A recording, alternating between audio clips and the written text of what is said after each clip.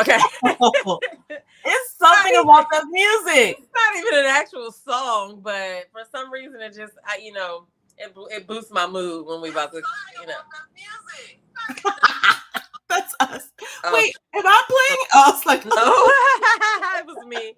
I always like to make sure that at least now I know you can hear us. Listen, yes, I do the same thing on our other thing, but anyway. that happened to me yesterday. It was like, something's going to happen in the live show and we're just going to recover. Hey, listen, guys, we're not bots. Okay, now you know we're not AI. Welcome, everyone. What's going on, sister? Nothing. I'm happy to be here. The week is almost over. Tomorrow's my favorite day, so I'm doing good over here. How was your week? My week was good. Man, we can ready to get into how these other people week was, but I'll tell you this. I mean, we have jobs, and I don't necessarily want to badmouth anybody. It's not going to badmouth anybody, but as far as having a job is concerned, we just kind of talked about this, but like, I recognize that like I'm giving them so much of me, of my brain and energy. And this week I worked so hard. And I know other people that I work with work hard too, but it's just like, I'm like thinking to myself, like, hold up. You know what I'm saying? Like, if you think you work hard, I know you, if you think you worked hard, because on your average day of just, okay, I didn't really do much, you still did more than the average person, just knowing you. So if you think you worked hard, you probably are working hard. Man, I did it. I had a semi-frustrating week, but it's not over yet, but it ended well today as far as I'm concerned, with a win of getting like 2 or 3 major things done. So very excited about that. But let's talk about how your week was, because I know you and someone else that that is near and dear to my heart had a great week, and that would be Coach Mitch. Oh, yes. So I just want to share a little bit of this. I'm not going to play the audio, but if you guys have not seen this on Mr. Mita Joe's channel, then y'all need to go back and watch that. I got so much out of this interview that y'all did. So if you don't know, Mr. Mita Joe did an interview with Coach Matt Mitchell, and they talked for what didn't seem like a long time. I got so much out of it. It was like, this is a part of it here. About 40 minutes, yeah. It was so good. Oh, wow, that looks so, oh my gosh, I'm going to have to show y'all this beverage that's getting delivered to me. But I got so much out of it about coaching, about, look at this, guys. Ooh. Look at the garnish. Hey, good shout out to bro. Wow. How's it taste? Delicious. Good job, bro. So fresh. All right, y'all. Look. Anyway, back to what we're talking about. This was a bomb interview. I'll tell you that I got so much out of it that I could take away and use in other ways. You guys did a great job talking about coaching itself and about mindset and about, oh man, there was some nuggets in this about he at one point had broke down like some of the stuff that he tells his team to think about, or like how to uplift each other and what positive things can we say to ourselves. And I was like, yo, I'm about to use this with my team at work. This is like some real golden stuff. So if y'all didn't get the chance to go see that, please go back to Mr. Mita Joe's channel and watch that and, improve your life. Yes, I need to piggyback on that, because I enjoyed that so much, because, it was the actual getting to see a Black man speak positivity into young kids, doing something positive with his life, actually being a positive person. And the videos that show that he had, showing him working with the kids and stuff like that, like you can just tell that he's making an impact, because it made an impact on me just to watch it. So definitely, if you have not seen that interview, from time to time, we will be interviewing people who we feel like are doing great positive things. And like I said, it just people being able to see a Black man speak like that, a Black man be that educated, you know what I'm saying? Absolutely. And what he's doing with his life. And like, yeah, listen, nobody can tell me nothing about that interview, because that interview was pure fire, because he is actually doing. Yep. And I showed it. You know what I'm saying? Yes. So that was the whole thing. So if you haven't caught that, definitely catch that, and especially if you have kids that are in sports, your kids have coaches in their lives and things like that. This young man is an example of, shoot, as a parent that had a kid in sports, you want a coach like that, right? You want a coach that actually cares. And you can see him doing it. So he has big plans for the future. If you're in the Maryland DMV, Maryland, DC, or Virginia area, look him up. But definitely go back and watch that video. Share it with someone, who it might help. But he did speak a lot on mindset, and it's just something that I suggest people watch, especially if you like interviews. Hey, Gwendolyn Beatty. Hey, Gwendolyn. Shout out to you. Yes, she must have seen the interview. Good. That boosted me because, that interview came together really quickly because, I don't know. It just was supposed to happen. Everything went the way it was supposed to go. I was talking over some of the video at one point, but, like I said, it's a live video. Things happen. But that was a highlight of my week, and I hope that he got something out of that interview too, because I've seen him be interviewed before, and I wanted to make it interesting, and I wanted him to actually feel like he got to express what he's got going on, and because people need to know about that. But the other thing that happens to me is, we have this little this water dispenser, and so it's like a dance every time I need to get more water, because I never need more water in the time they try to give me more water. So I have to end up making another appointment for them to come. But the app is really good their website is really good, because you get to see like when your order, like when you can make changes and everything like that. So for the first time, we actually ran out of water. We didn't have like a big water bottle for like 2 days. So I had to actually buy water. That was crazy. But anyway, so they came today, and I was here and I was working. And normally they don't knock on the door. I just put my bottles outside, and then eventually I get a text saying that the waters were delivered. But for some reason, seeing when the truck had pulled up, so I'm just like your mother. I'm looking out the blinds, like just watching. I was like, oh yeah, that's me. And so I was at work on my computer, and so then somebody knocked on the door. Now, mind you, this was like it was early in the morning. So I still had like my hair wrapped up, and I had on clothes or whatever, but I didn't look presentable to myself, right? But when they knocked on the door, I'm thinking, okay, what does he want? You know what I'm saying? So I opened the door, and out there was this fine specimen. I was like, ooh, why would you have me open up the door like this, Lord? And so I was like, how you doing? Don't mind me, I look crazy. How can I help you? And he was like, oh, I just wanted to let you know your water was out here, and they had to bring me another dispenser, so I was doing an exchange. And so he was like, did you want me to come in and set it up? I was like, absolutely not. My son's gonna do it when he finishes whatever he's doing. And so then absolutely not. I'm thinking I'm about to close the door, and he like took this like pause or whatever, and I was like, I appreciate you for taking and I couldn't think of a word. I wanted to say something to speak to the effort that it took you to come up these big ass water bottles.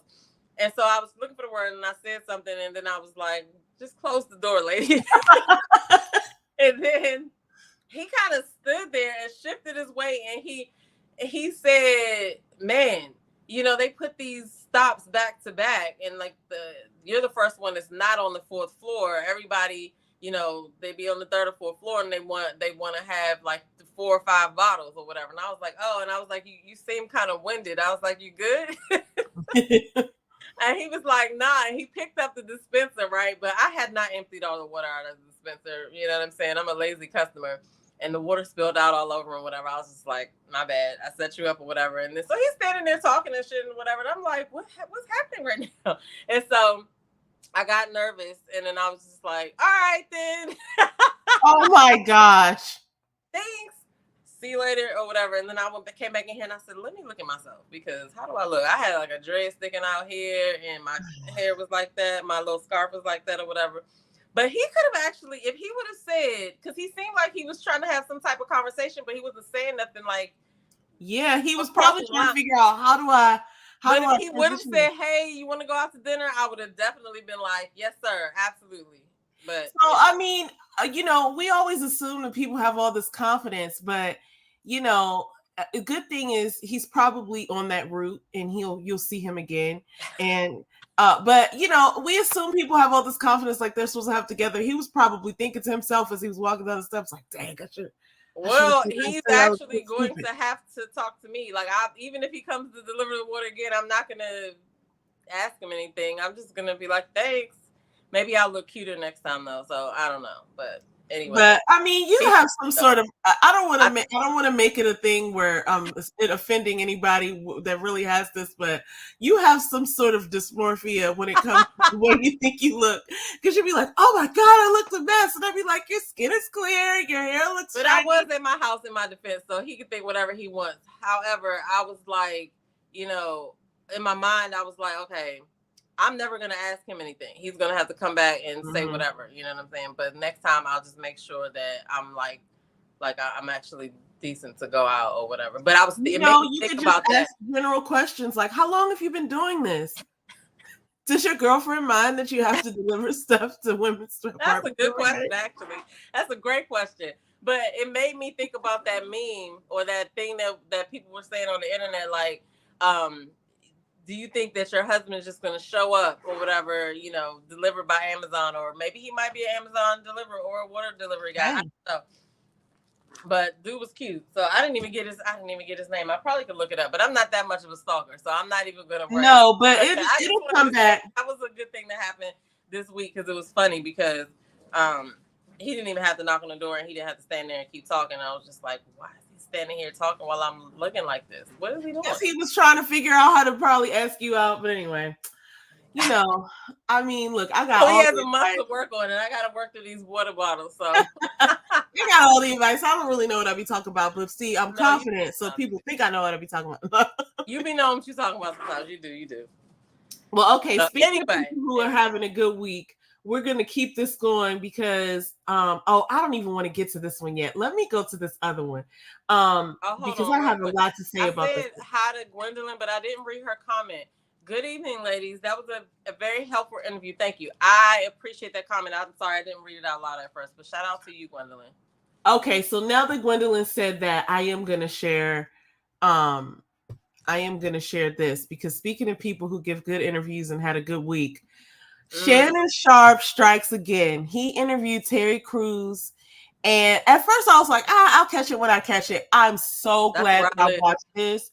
I mean, I already knew Terry Crews was a good person, but like he was so transparent and he was so just like humble and open. He was telling all parts of the story, and I really got into Shannon's work here because I was like, what is it about him that is so good? So first of all, I think it's three things that I just want to point out about him that I think make him so good.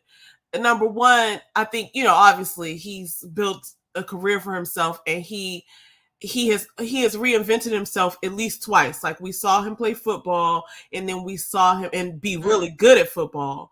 And then we saw him, which I wasn't into football at the time, but because James knows all the stuff, I know like what his stats are and how he was like one of the greats. And so he did that, and then he went into journalism, and just from his humble beginnings of like not even having a bathroom in his house for all the time that he grew up, like the fact that he made it onto a mainstream like television network, made it into football, into like, I don't know if he's a Hall of Famer. I feel like he's, but I don't know. So please don't quote me on that. But I know he's one of the greats, and I know everybody knows that he's one of the greats. If you notice, the people who come on his show be like talking about his career because he was really good. But then he reinvented himself into the media world, and he grew there to the point where he's this excellent interviewer. And I just remember being so entertained, like him when he was with the other guy, Skip. And I used to love the way he would be like, come on now, Skip. Like, it just used to be so hilarious to me. And so I understood him in that capacity and the energy that comes with, like, being a sportscaster. But now he's reinventing himself for this third time. And who knows all the stuff he's probably done in between. But this man So the first key to this is that he's established himself and he's resilient, and he's obviously a learner of greatness. Like, I feel like you don't just win at all these things coincidentally. Like, he obviously has a work ethic. He obviously has a capacity to learn and to apply things. So like, there's that. Then, one of the things that I notice about him is that he does I don't know who does his research for him. Maybe he does it, but like, he states these facts that are not necessarily like commonly known. And I love the way he does it. I'm stealing this, by the way, Shannon Sharp, if you're watching. He'll be like, in 2003, things took a turn for you when you tweeted this. How did that feel? Right. Or he'll be like, in 2013, you won an award for this, this, this, and this. How does it feel to come from where you came from and to be the holder of this award? Does that mean something? And then the person will light up. And we do know this about interviewing. When the person lights up and starts talking, you just let them go. That's the other part about it. He lets them talk and they get in their own zone and they're telling a story. And when you have somebody who's interesting telling their story, they're engaged and they're waiting for the next. And I've seen this several times on his show, but he's created this safe space. That's the third thing. He's created this safe space where it's okay to say whatever it is. And he's not going to tell you you're wrong. He's not going to challenge you and say like, like this is a lie or whatever. He's going to let you tell your side. So I think that for those three reasons, he's become one of our favorite people to watch, but great interview. No, yeah, I really do like watching him. Like, I didn't watch him much during sports, but I knew who he was. You know what I mean? But I lived in the zone of, I'm gonna catch that later once because I don't know when it came on. Like in the last couple of days, right? I feel like it aired yesterday. I'm not sure. Okay, yeah. So yeah, also in other news, I don't know if anybody was aware of the whole Carbonation and Nature Boy cult or whatever, but that trial is going on. He's on trial right now. Actually, they gave the closing arguments today, so that's probably what I was doing when that came up. But I did, put it in my save to watch later. So you're saying it was a good interview? Oh my God. I'm gonna have to check that out. And what's funny too about Shannon Sharp is he be having these like almost 3-hour interviews, which they don't seem that. Once you get into it, it doesn't seem like 3 hours because it's so interesting. It's so interesting, and there's so many. It's multifaceted, but he's really got us like like what is this channel? Is it the Discovery Channel or like the Nature Channel, or whatever? It's just like I just be so interested in it, and it's a good time. So definitely catch that if you can. It was very inspiring and uplifting. Okay. I had no idea Terry Crews went through so many things, and I did know some of his story. I've ever watched the interview with him. Yeah, and for all those who don't watch it, let me just tell you, his wife is actually a Black woman, and which funny to me because I didn't know that before this. I always thought she was white. Was a white woman? I thought she was white. Every time I looked at her, she's just really light. So I assumed that she was white. But he was like, she's mixed. Like her I can't remember which one of her parents is Black, but she basically she's a mixed person, and she's very light. So I guess it's easy to assume that she's a white person, but she's not. And I thought that was interesting. Not that it matters, but I was like, oh wow. So you got judged. All right, so I'm gonna watch that, but I did want to just kind of interject and say I looked at the Cat Williams thing because I'm periodically looking at that to see how many views it ends up with, and I think it was at 60 million the last time I looked. So Elon, Joe Rogan better watch out for that one video he got. It's about to beat it. You know what I'm saying? And they better give him his flowers because this is unheard of. It's unprecedented. And then for him to come back with other interviews, like I don't know where Monique's is, but the last time I looked, it was at least 12 million. Mm-hmm. So it's like for him to come back with these millions of views. Come on, y'all. This is unheard of. Yeah. So look. Yeah, and then he had some other people on there too. Earl knew somebody that was on there the other day. I don't know. I forgot what his name was. Is it a gamer? Was it Kai Cenat? I don't know. They be having because Shannon Sharp also has a couple of other things that he's into. Like he's got a show with Ocho Cinco. He got a couple of things going on. But shout out to them. Listen, everything when you're ready to work hard and you're gonna dig in and do a good job, the sky's the limit. So shout out to that Black man. Okay, so we're gonna talk about another Black man who is having an amazing week. This man, and I don't even know when this is from, so I can't even say he's having an amazing week. I'm assuming. Oh, I think that's old. That's funny. Is it old? I don't know. I saw that, but I don't know when it was from. It's new to me, so I'm just gonna say. And I don't think I've seen Drew Carey in a long time, but he never looked like that from when I've seen him. So I'm gonna assume that this is I new. used to watch that, but that's the most exciting part right there. That jump was exciting because he actually got the number. This was dope Isn't because he from a group? Huh? Isn't he from a group? Who, the contestant? Or yeah. I don't know, but he's dressed really interestingly. He literally, he got up there and he was talking about, I'm so grateful for this and this and that and this and that. He was talking about gratitude. And there's something somebody said in one of the comments, like that his gratitude got him that win. This lady right here said that. But it was dope to see because he didn't win the dollar at first. He just got like 90 cents or something. Then he hit 10 cents. And I was like, oh my God, I got $1,000. He was so excited. And then he went and won $25,000. And he got into the showcase. I didn't see the show, but I was like, this is so good. This is what the internet is good for, amongst other things that we'll talk later. But I love seeing stories like this. And this other person in the comments was like, this is the content I want for Black History Month. Oh my God. And it's something that said, somebody said there's something about a Black man's joy. And I agree. It's something about a Black man celebrating like that is just so inspirational and amazing. They don't get to do that a lot. Hello. But, Tyron actually went to The Price is Right. He had some pictures and some video on his page. I think about a month and a half ago. He said it was a really good experience, but I feel like I saw a video of him like skipping down the aisle, being called up or something like that. I don't know, but he said it was a dope experience. So, all right, I didn't know that. I'm gonna have to check that out. Okay, so this is more Black man joy, everyone. I love it. Don Lemon settles his oh my goodness, settles his lawsuit with CNN. Now, for those of you who don't know, I think it was last year, he basically got fired from CNN. I hate that these ads show up, but they're just going to show up. Oh, I can click off of it. Great.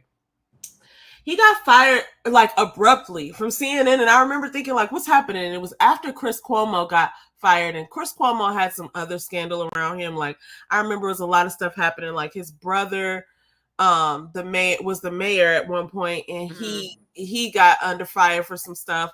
I think there were some accusations made about maybe some harassment or something like that. I don't want to misspeak, but it was something to that effect. And then and I loved watching Chris Cuomo and Don Lemon sort of exchange. I think Don's show was first, and then Chris would come on, or it might have been the other way around, and they would always have this like little 5 or 10 minute conversation, and they would call each other brother. And I just thought I loved their relationship. So I used to be here for that. And then so when Chris Cuomo was let go from CNN, I wondered if something was going to happen with Don Lemon. Then they changed his show to be like he was on like a morning show or something, or a daytime show with other co-hosts. And I was like, I know that can't be like, you don't go from a solo show to a co-show and it be your choice. I don't know that for sure. But anyway, he stayed and he was working his job, and all of a sudden he got fired, and I remember him saying he was stunned and it wasn't right and all this other stuff. So he sued them apparently, and they settled for what his salary would have been for the 3.5-year contract that he had left. And it was to the tune of $24.5 million. And I just want to put some emphasis. I know that's right. I want to put some emphasis on that 0.5, because you're not getting ready to give me $9 when you owe me 10. And so I just appreciate that this man got something for the work that he's done. And I don't even know all the details as to what happened. And I know there's no 2 sides or 3 sides sometimes to every story. But I thought this was really good news. It was good news for me. I celebrated it. So there's another person having a really good week. That's what's up. Go ahead. Oh, okay. So there's another person that I was trying to get to go in. This didn't happen this week. This happened. We were going to cover this a couple of weeks ago, but this Amazon driver, we ran out of time, so we didn't cover it. This Amazon driver I mean, crazy. the Is that grace of God. the rearview mirror dangling like that? Yes. That's Now crazy. check this out. This man, and I was trying to figure out how did he get in this position, but that is a train behind him that cut through his car, his truck.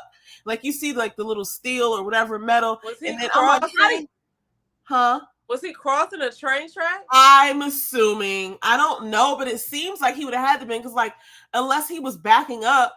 But the crazy thing is, I feel like if he had a truck like that, that truck was going slower than that daggone train. He had to see the train coming.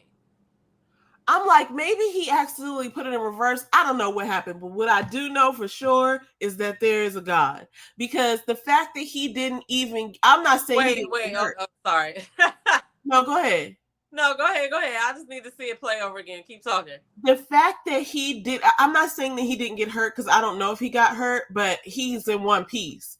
And but this Bama had on a this hat. Is wild. The hat is not on no more. That's what I was trying to see. He had on the hat and the mask. The mask still there, but the hat gone. And then the way he shook his head, his glasses gone too. But I mean, I'm sure the impact of it all was probably just crazy. I don't know how this happened. I'm sure there's probably more information out there now. But basically, the car got split in half. And I thought to myself, how does that even happen? Because you would think that the truck would have been taken by the train and dragged. I don't even know. But God. Okay, that's the only thing I could think of, because it's like, how did this happen and you're still standing and it didn't blow up? You're not, injured. You know what? I think that if something hits with a certain amount of force, it has no choice but to brake. Like, you know what I'm saying? Like, maybe if it was slower, it might have dragged them, but the impact was so hard that it had no choice but to like release. He lucky, because it looked like it just missed the part that he was in. The seat's still upright and everything, but it hit him so hard that the rearview mirror is dangling. Yeah. And the other thing about this is like it's literally a millisecond. Things could have been different. So I want to just, this man is in my prayers, and I hope that I know he's grateful. But one other thing we're going to get to before we get to who had like a bad week, I'll say this is kind of like a split. So he had a good week. I'm sure he's still having a good week, because he has to be thinking about that. Oh, that's not what I wanted to share. Sorry, guys. I wanted to share this because last week we talked about Risa Tisa and her Lying Legion, and how she shared her story in those 50 parts or 50 plus parts. Mm-hmm. And then I think we even talked about how she got somebody gave her a trip. Finally, yeah, somebody did. They raised some funds on TikTok and got her like $3,000. And then there was a sister that came up there and said that she was going to pay for her flight. But then I think I heard that. I did watch a video with Risa Tisa saying that she got. Can you hear the dog crying in the background? Yeah, he's trying to talk about this. I know, King. She was like, she got demonetized by TikTok, but I can't remember. Okay. This is why. Because she did the videos, but she didn't know that she couldn't upload the same video. And so she was like uploading, like cutting them down or something to that effect. And she was re-uploading the same video, and they don't like that. So that's why she got demonetized. I got to go back and watch the complete. Oh my gosh. What a stupid reason. Like sometimes I feel like people be making up rules. Especially because, they do pay or whatever, but I think that you got to make sure that you dot the I's and cross the T's. You know what I mean? But I think that she was going to make a lot of money because she had a playlist and she had all these views. People were trying to calculate how much money she was going to get or whatever. But they demonetized her. So they were like, nope, we're going to keep all the money. Sorry. But I think she'll still, I think that, she inspired some other people to come out and talk about their story. I mean, even more of his people, the women that he dealt with came out. And then I think you were saying something about what he did. Okay, so I don't know if we talked about this. I think it happened after, because the first person that actually inspired me to get my tail moving on TikTok was his ex-stepson, and I think I forget his name right now. I forgot too. I texted it, so let me just see if I can pull it up while I'm talking. But the young man came on to really just like confirm that Risa Tisa was lying, because for whatever reason, when somebody come out with their story, it's always somebody like, that ain't true. It's like, you wasn't even there. Shut up. You don't know if it's true or not. So then he came out and basically was like, actually it is true, and I was this, I was younger, and he did this, and everything she says lines up with the stuff that he was doing, like talking out loud. Was the one that he said that the child had died, that the sister had died, or the daughter had died. The girl actually was like, he's tripping. Her daughter was, when they did the Facebook Live, I remember her saying that. She was like, I'm the one that's supposed to be dead. This was particularly interesting to me, because then his mom came out and sort of talked about her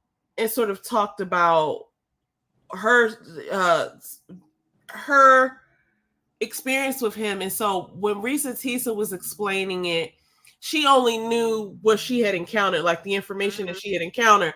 And she had talked about somebody named Latoya or Latasha or something. So this woman came out, and she was the first wife that was listed as a survivor in the obituary. But apparently when she came out, she added to the story and basically told us some other stuff. Now, here's what's good. This is what I love about the internet. The internet can do good if we want to, because here we have these people who have gone through something so traumatic and experienced it and got through it and restabilized themselves. And she was saying that, I'm only going to say this once. And the first time she came out, it seemed kind of contentious. But then she did a live on her show. I guess she had like an internet show or podcast or something. And she does. It's like but I was trying to get to it, because she said she was going to talk about it on her show that night. But it wasn't like a YouTube channel, or it was like a web free conference call thing. So I don't know what kind of radio show she was. I couldn't get to it. So I just ended up being like, somebody will bring it to the internet. Well, what's crazy, because she came back to TikTok and said that he actually joined somehow and it triggered her or something like that. And she was like, at that point, she realized that like she didn't want him controlling her anymore. And I was trying to explain to James that, when women go through stuff, it doesn't matter. And I'm not even going to just take this to women. It's probably everybody. When you go through something with somebody who was sort of abusive, whether it's mentally, emotionally, or whatever, they have some sort of power over you, whether you want to admit it or not. You're afraid. Like, the part of you that existed back then is still bothered by it. And the most natural thing probably to do is to bury it. And so that's why when she came out the first time, I believe when she came out the first time, she was like, I just want to say this piece and let it go, because I've moved on with my life and da da da da da. But then when he joined, I think it made her snap, because she was like, he is not going he is not going to control me or what I do. And she ended up saying that, like, when I left, I had to plan to leave, and I had to get out of there, and I couldn't tell him where. She didn't even get a divorce from him, I think, for a long time, because she didn't want him to know where she was. And that lines up with Risa Tisa's story too. Then another woman came out and said how she had to plan to get him to leave her house too, and he had gotten like he was in jail, and he had walked all this way to her house, and he's lying to everybody's family. Then this idiot gets online, and this is what's crazy, because Risa Tisa did, I thought, a really good job, even though the internet is undefeated. She did a really good job of trying to keep certain things like under wraps. Like, she had never mentioned his real name. Certain people, she changed the name. She was, but the internet got the best detectives. Okay, listen, because we got these searching fingers now. There's a couple of clues in there. Don't let it be a woman looking. Lord, you're short. You're short. Hello? All the women. Look, I've been locked into your phone, your voicemail, your email. Look, because, a couple things stuck out to me, right? And this is not even what we're talking about, but I got to say this. A couple things stuck out to me when she was talking. It was like, number one, he worked at a condiment company in Atlanta. Atlanta's, pretty sizable, but there's probably only a couple that he could have been doing certain things, especially the areas that she was mentioning that they were visiting, and the fact that he said he was a VP, and she was like, we got off on the exit. I just imagined where they were, so I was like, oh, I'll bet I could figure out where that is. I didn't go look for it, but I was like, after I started to look at some of the stuff, I was like, it's not that hard to find out. On top of the fact that no, but do you see how you were thinking? Okay, the thing is, like, all you got to do is listen to the person talk. Like, even us, somebody can figure out at least like what state we're in by some of the things that we say and how we talk, right? But when she said the exit, she was giving details. She was giving enough details for people to be able to confirm who's who, because even if somebody just knows her name. Yep.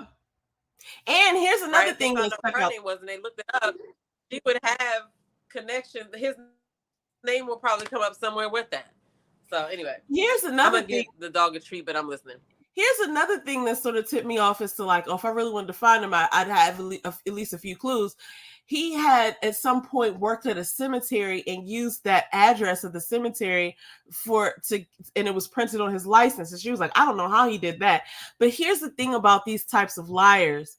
They can talk themselves into stuff. They can talk their way past people because nobody expects you to be that deep into a lie. So at some point you're just going to give somebody a pass, like whatever, okay, fine, and I think he did a lot, especially if it's something that's like really ridiculous sounding. Like, you're going to be grappling with yourself, like, wait a minute, so this is what this person's doing. Like, you got to be able to, you're going to have to wrap your mind around being like, okay, this person is actually making up this story. And once you start saying that to yourself, the more ridiculous it gets. You're like, wait, I'm crazy. Am I crazy?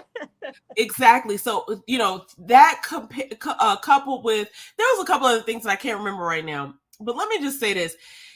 He stupidly gets online to defend himself after, we could have speculated who he was. And if he never came out, we would have just speculated. And it could have just been like something that went away. But he stupidly put his face out there talking about, she's lying on me, looking like a liar while trying to defend himself. And then he puts this thing up there talking about, thanks for the opportunity, Netflix. My truth will be told. And then he puts this picture or video up of Netflix like he's in the Netflix offices. But somebody noticed that it was the Netflix office in like Singapore or something. So it's like you're out here trying to lie to the internet. And that's just not that's not going to be helpful for you, buddy. Because somebody can just Google image search just like she did to find out how some of the lies that he told. So it was like really silly to me, but honestly, this man is sick, but I don't think he's having a good week because people have now found out that he's lied to the internet as well. And so I just can't see him. Like, let me just interject really quick on what you already said. Like the TikTok that like got debunked, he actually left the search terms in the video somehow.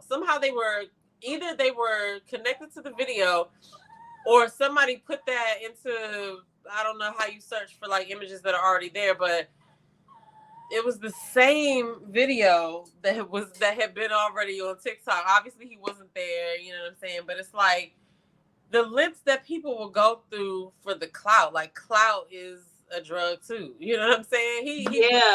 He really had his face out here doing it. He does have I hate to be stereotypical like this, but he does have a face of a liar. Like, he looks like he's not telling the truth. You know what I mean? So in his video, it looked crazy. About his eyes is like beady or something. It's just like, this guy looks shifty. But anyway, I don't know. Shifty. I know what you mean. And in his video, he was like, his eyes were moving too fast, and he was just kind of like scratching his. It just looked like a whole mess. So I don't even know how. And you're right. He didn't even have to say nothing. Yeah, they put his pictures out, and that might have caused some type of, people that are in his vicinity that recognize him might have said something to him, and he had to come out and defend himself for some reason. He felt like he needed to defend himself. But, people like that, though, never know when it's too far, because he's already lied about the most ridiculous shit. And once they start having people believe them, oh, that's it. They want to see how far they could go. And if they get caught, like the other girl, Jill the Jew, and hers, she was going back to the person telling them that she was figuring out their lies. And I was like, that doesn't work all the time. Like, that only works if you're confronting this person in front of other people that can be like a witness to the craziness. But if it's just you and that person is just going to say whatever, you know what I'm saying? Because at the end of the day, it's your word against theirs. So he would admit to part of it and then continue the lie on. It was crazy. It was really crazy. But those people have, like, they just don't, it doesn't matter how ridiculous it sounds. Like, and he was just, with the Netflix thing, like, he didn't even have to do that. Like, dude, you're not there. But it was perfect that he did, because it was just like very short. Like, it proved their point. Here's another person who's having not so great week. Whoever the hell thought, okay, wait, I'm so glad I didn't do that, because I think I almost shared the wrong thing. Here it is. This person is not having a great. I just was looking at one thing. We're gonna keep following that story, by the way, because I feel like more stuff is gonna happen, and I do want to know what happened with her monetization. And updates on it. Whoever the hell thought they were getting ready to jump Cam Newton had a bad week, because there were like 6 people. First of all, he's at a youth. He has this youth camp or something like this, right? I was gonna ask Matt about this yesterday, but I didn't want to like dampen the positivity. Sure, that's good. I'm glad you didn't, because this is such poppycock that, yes, that's right. I'm bringing that back. I was like, so here's a couple things that I did sort of enjoy about this video. Number one, how dumb are you thinking you getting ready to jump Cam Newton? And I think they were kids or something. I don't know. Maybe they were trying to rob him or something. Thinking you getting ready to jump Cam Newton. He's 6'5". He's like 200, almost 250 pounds.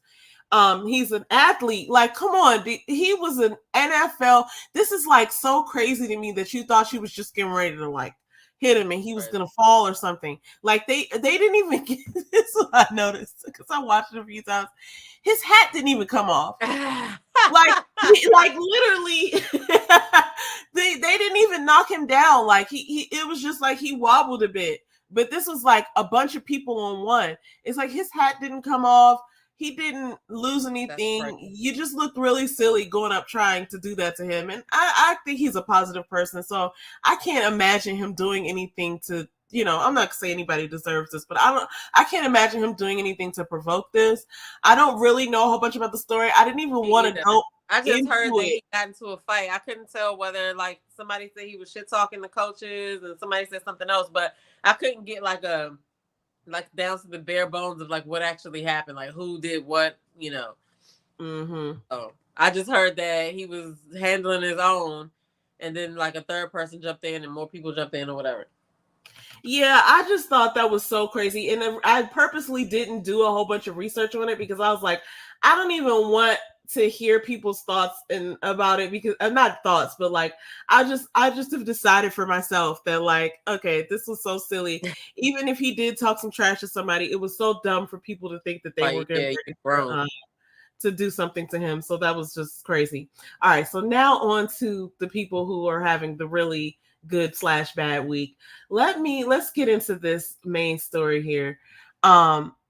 This Wendy Williams documentary, this thing, I was at the end of it, I was scared, right? But I'll get into that a little bit later. But if you don't know, what you had to be living under a rock if you ever heard about this. But Wendy Williams, a documentary was released last weekend about her life, and we actually touched on this briefly last show, but it was supposed to be about her comeback, but I have some thoughts about like how that actually transpired, and I did a little digging, so there's a lot to unpack here. But a lot of people came away from watching it feeling sad for her, which is understandable, and with mixed emotions. I actually feel like this was good and bad, but not for her. Like, I'm going to go into that, but I would love to hear like what your takeaway was, as far as like what were the top things that you thought about when you watched it. And because like I was late to the party watching it. Like by the time I had watched it, everybody, like you and the people that that I know that follow her had already like started watching it, right? And so we're not going to do this. And so what I thought was in the beginning, and when I first started watching it, I felt bad. Like, okay, who is doing this? Like, this doesn't make Wendy look good at all. Like, why would they have them film this? Like, what is happening or whatever? But as I got to the end, I was like, well, maybe the family did this so that like the courts can't help but see that it's not the family. You feel what I'm saying? Because I don't know why they wouldn't give them the guardian. I don't know anything about how that works or whatever. I just heard that if it's some issues in the family, then they won't give it to the family. Like if the family is fighting, they won't give it to the family. But I feel like I don't. I feel like I know that not to be true. But I ended it with feeling like, dang, I never really thought about Wendy being lonely. I never really thought about her really having any problems. It was just so jarring to watch, like where she was at that point. But I felt the niece was not. She was standing on business. She was not having it. Okay, when she got up and walked away in that conversation, when she was talking to what's the girl named Sean or something like that. Sean Zanotti. When she got up from that, I was like, oh, she was not feeling that energy and she was not about to be fake on that. She got her right up out of there. I was like, I know that's right, because they were sitting there acting like there was not a problem. You know what I'm saying? Anybody could look at her and see that she's not like she normally is or whatever. So I thought that was interesting to get that documented. So I guess now I'm just like, what's happening now? This was last year. The family, said what they said, and there was a conversation with the sister that she didn't want to share, but it looked like it was like, that she was in a good place or whatever. So I don't know. I'm interested to see what's going to happen. You think she's coming back? I did appreciate. I think there's space for it, but it depends on how her recovery goes. Let me just go. We're gonna break this all the way down, and you're gonna be hauling through this because I had the same sentiments you had. At first, I was like, it was kind of hard to watch. I was thinking to myself, like, how could they let this happen? Like, who is okay with this? And then I was having problems figuring out who was really for her and against her. So the two people that were, well, actually, it was a couple of people. Sean Zanotti was her publicist. Will Selby is apparently her manager. But the thing about him, so I'm just going to be honest because that's all I have in me. He has this vibe and it seemed a little slimy to me. Mm-hmm. Like, and I'm not judging based off of looks, but I was just noticing something. No, he definitely comes off slimy because he was agreeing that there was not a problem when there clearly was a problem. I was looking at like even down to like the clothes he was wearing, and I know it's a thing in New York to be very fashionable, but I was just like, how are you affording all of these clothes like this? Like he had on Louis Vuitton, he had on all of this stuff, and then he had on all of these matching sets. And it's funny to me because not to say that he's apparently a jeweler, but my thing is, if you're doing so well in your business, then you have no time to support Wendy. So something didn't add up to me, because also here's a couple of things that really made me make my decision that I didn't trust him. Like, first of all, the way he was speaking, I felt like he was staging. I felt like he was trying to get by. And then there was the one point where he brought Sean into the picture. Okay, so let me say this.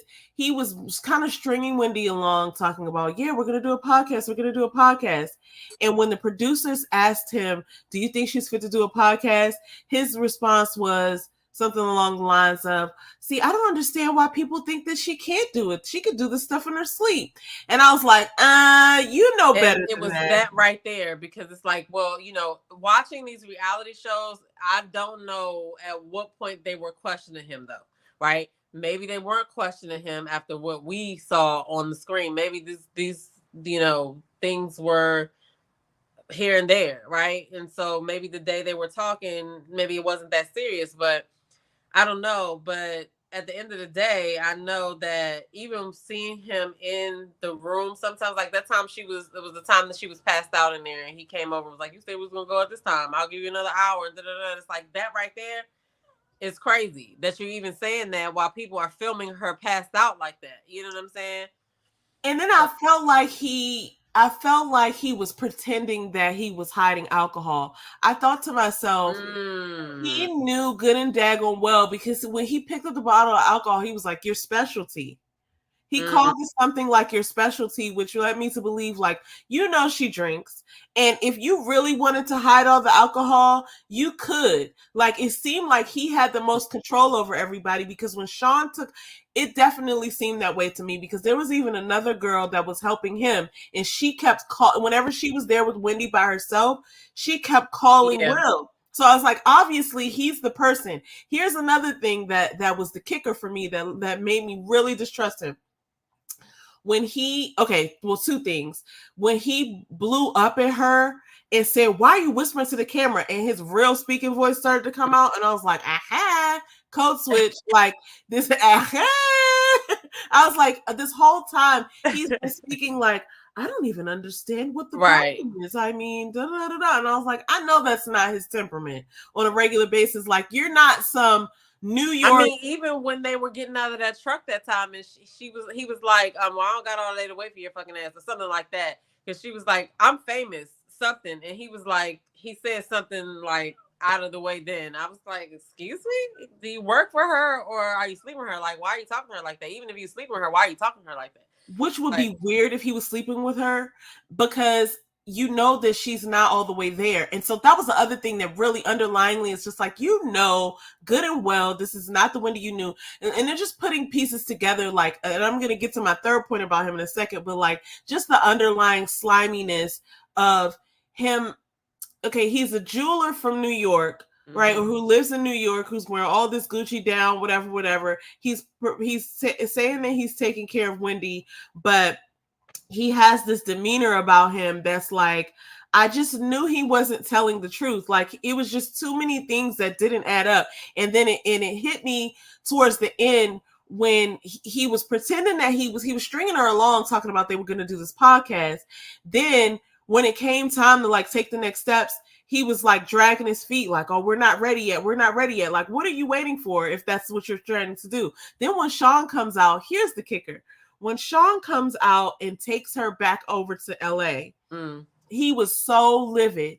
And he said something that really struck a chord with me. He basically was like, you're making me look stupid. What am I supposed to tell the Guardian? Like, and then I realized that the Guardian was in the wrong, which I already knew, because if you're supposed to be taking care of this person and you have control over their funds, like, how is she able to get alcohol? If you have to know what her medical records are, you have to know all of this stuff. And she has more than one thing that she's struggling with. She has a lymphedema. She has Graves' disease. Oh my God, the lymphedema. Like, is that the reason why her feet look like they look? That is what lymphedema is. I remember her transition of wearing tennis shoes and stuff on her show. Yeah. But when she pulled her foot out and Angela touched her foot, I was like, girl, you good.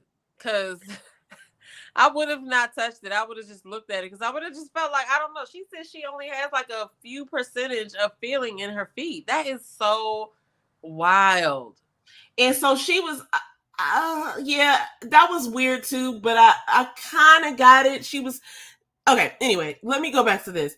When he made the statement that he was going to look stupid in front of the Guardian, that let me know right there that he has a connection or some sort of thing set up with the Guardian where in her absence, he's responsible for her. So if you're going to look stupid to the Guardian, that means you should have never let Wendy get out of your sight. There's no way that she would have been able to get on a plane. Only you brought Sean into this situation, and Sean's been chilling here. And like you said, Alex, her niece, did not like Sean's vibe. And Sean just, the thing I didn't like about Sean, it was a couple of things, but like, I know that Wendy was struggling mentally at some points, but the way that she was talking to her, and for her to just be like, all giddy and stuff, I was like, there's something sinister about your motives. Because like, even when first of all, why would she even take her anywhere? Like, that was ridiculous to try to put her in a meeting anyway. That whole, I question her judgment that she even had to call or talk to Will and be like, oh, well, yeah, she's here with me. Like,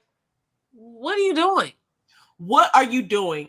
And you know better. When she was confused about what the Oscars were, Like, you know better. You cannot deny that you know something's wrong.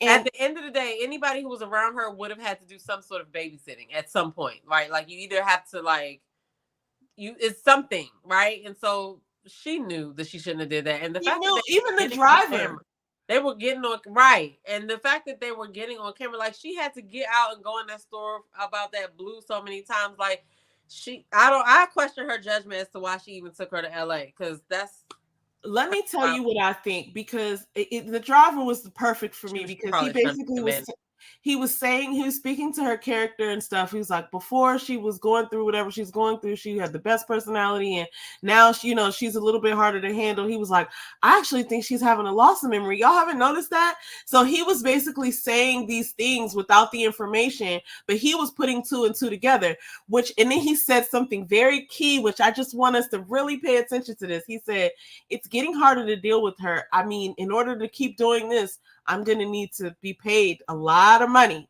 right? Because that's the only reason why you would go through something like that. Even the manicurist came in, and I'm sure she was probably warned, like, okay, Wendy sometimes gets a little bit spicy. But the look on her face.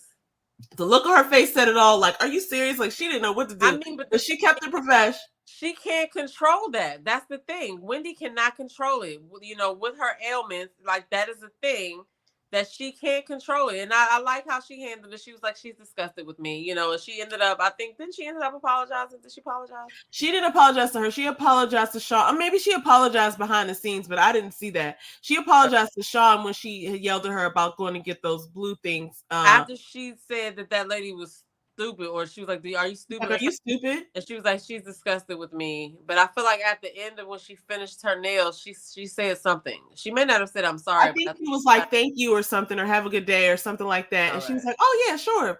And it was like a cordial thing. She said it was like. But so here's what we know, right? When you have a difficult person to manage, whether it be personality or things like that, you have to pay people a little bit more to deal with people like that. Like, nobody wants to serve the person that's going to be a little bit meaner. And so this is what I'm saying. So why were those people, Will, the other girl that was working with him, that was rolling her eyes every scene, and Sean, why were they working with her unless they were getting something out of it? They were obviously getting paid. That was already paid. They were getting paid, but it's like, why are you taking pay and you're not producing anything? So maybe that's what Sean's motive is, but I don't really appreciate her at all. The family members all came off genuine to me. I was so happy the way it ended when her sister jumped in and said her piece. We're not going to get to that yet, though. I just have a couple of things to say just about the takeaways. So number one, I think it's, let me say this. It's interesting because I don't know where this comment is going to go, but when I sat and thought about it, I thought to myself, public opinion is so powerful, because if you could be locked up in jail. We watched this man on Social Proof who talked, his name is Andre something, and he actually went from jail to Harvard. He took some courses and went through Harvard, and he's now like a motivational speaker. But he was describing like not a picturesque, but like a level of being locked up that is, not as bad as you might think. Like, you kind of grow community and things are the way they are. When I thought about what public opinion means, I thought about this, because I was like, you could actually be in jail, and if you're receiving enough love, like, think, Lil' Kim when Lil' Kim went to jail, or Tupac when he went to jail, or even Martha Stewart. If you're receiving enough love, you could be locked up with no freedom and still live a semi-happy, hopeful life. But if you are free and everyone hates you, you can go nowhere, right? It's like, I never thought that she would end up lonely. I just never gave it any thought. But just watching this just let me know how, she's probably driven herself crazy because she doesn't have any friends. And I wonder if Tasha K, if she didn't have like her husband and kids, like, would she have like suffered a similar fate? Because it is something when you're talking, you're giving a report on everybody's goings on, right? People are that's not gonna sit right with people, sit tight with everybody. So nobody's gonna want to talk to you. Nobody's gonna want to be like, hey, come over my house for a game night or whatever, because you're gonna be trying to sell all our business. You know what I mean? So I think it's good that Tasha is married because that's the only person I can like compare her to as far as what she does. And I just never thought that Wendy would be.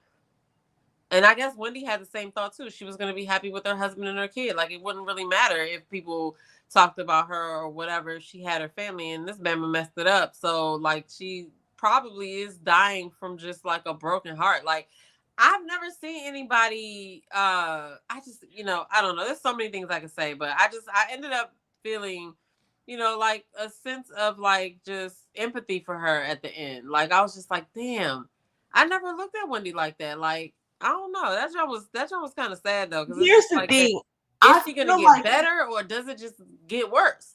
I think that she has worked hard enough and built enough relationships just based off of the string. Like, yeah, sure, she talked about people and stuff, but the reason I bring up public opinion is because that's what it's going to take for people to actually make this change. Like, public opinion, this is my point. Public opinion can be more powerful than the law, because now that everyone knows about this, it's like now something can change. It's really sad because when I looked up the law about the guardianship law, it's called like the mental hygiene law. It's Article like 81 in New York. You can get somebody can call the state on you and say that you're unfit, that you're an IP, an impaired person. And then they do an investigation. And if they determine that you are based on their standards, then they can take your freedom away pretty much and tell you that you don't have access to your money. You can't make any changes to your will. They can strip your person that you have assigned as your power of attorney. Like they can do whatever they want. The state can do whatever they want. And in this case, the people that were sort of over her, like the judge and the guardian, there's a whole bunch of stuff going on. So like that's the part I don't know anything about. Let me tell you, how can they do that? Like how can you tell a family that they can't be the guardian unless there's something going on? But there's a couple of things that are allowing them to do this. Let me point out, first of all, that I found a couple of bomb channels while I was researching this. I already knew about Make It Make Sense. I love him. There's a man named Kempire. K-E-M. You don't know about Kempire? I did not know about him, but I loved it. In the area, he might be in DMV. I can't remember though. Maybe he's not, but he was here at one point. But anyway, yes, Kempire's good too. Shout out to him. I absolutely loved it. And then there's this other person who I'm about to try to figure out. I got the link. I'll pull it up later. But what I learned from this is that there is a section like of judges who appoint these guardianships to different people. And they didn't say it in the documentary, but the internet, undefeated, has identified Sabrina Morrissey as her guardian. Now, what happens in this case is that this lady has also been sued by someone else that she had guardianship over, and she basically spent a bunch of this man's money. It was a whole thing, and then she got sort of like appointed over Wendy. What's happening is these judges are being like they're receiving money. Like people can donate to these judges, and there's several cases of judges taking money from different people who are guardians, and then in the following year they're awarded like 9 guardianships. Once you have a guardianship, here's another fun fact that I found out, scary as hell. Sunny Huston said this on The View. She was like, 90% of people in guardianships never get out, which is wild. So the state can basically tell you what to do. You have no control over it. And then they can decide, they can call your family unfit. They can do all this stuff, which is what I think was happening here, is that they were like, oh, I don't have anything to found this, but well, actually I do, because the documentary said this.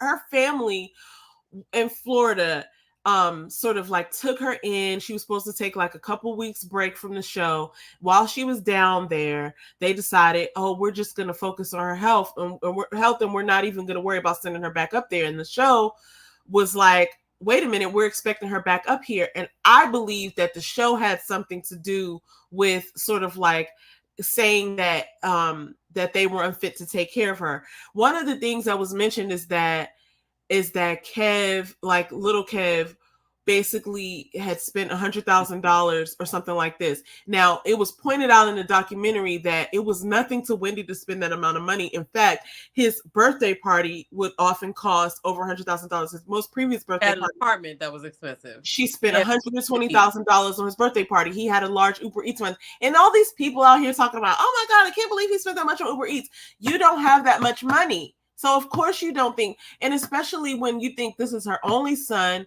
Listen, I'm gonna interject right there. I know how she feels about her son. Okay, I got a son too. Like, I can relate to her on that. I think that all he had to do was say, "Hey, I spent this yesterday." I don't even think he had to ask for permission to spend it beforehand. I think he just needed to tell her. I think that's the kind of relationship they had. You know what I'm saying? Yeah.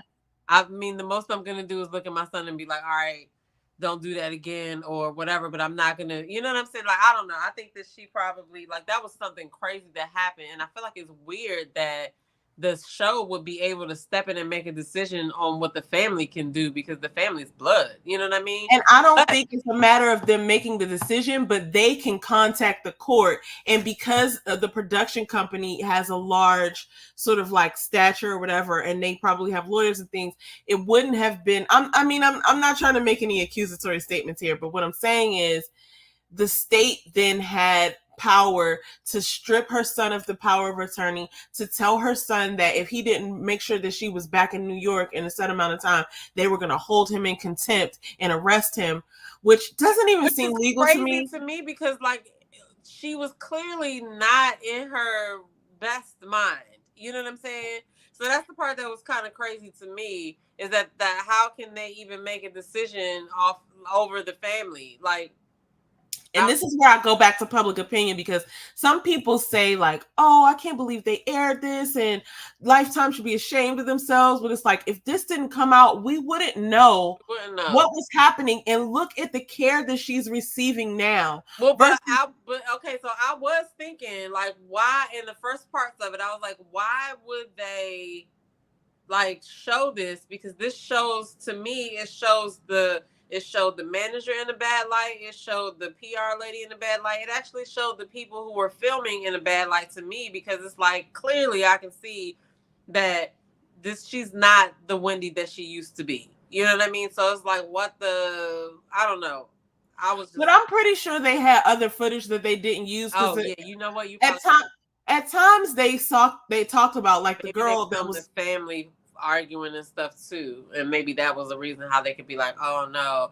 But then, okay, so if you're saying, not you, but the other thing that kind of crossed my mind is like, I guess Britney Spears had a guardianship as well, right? So, and Amanda Bynes.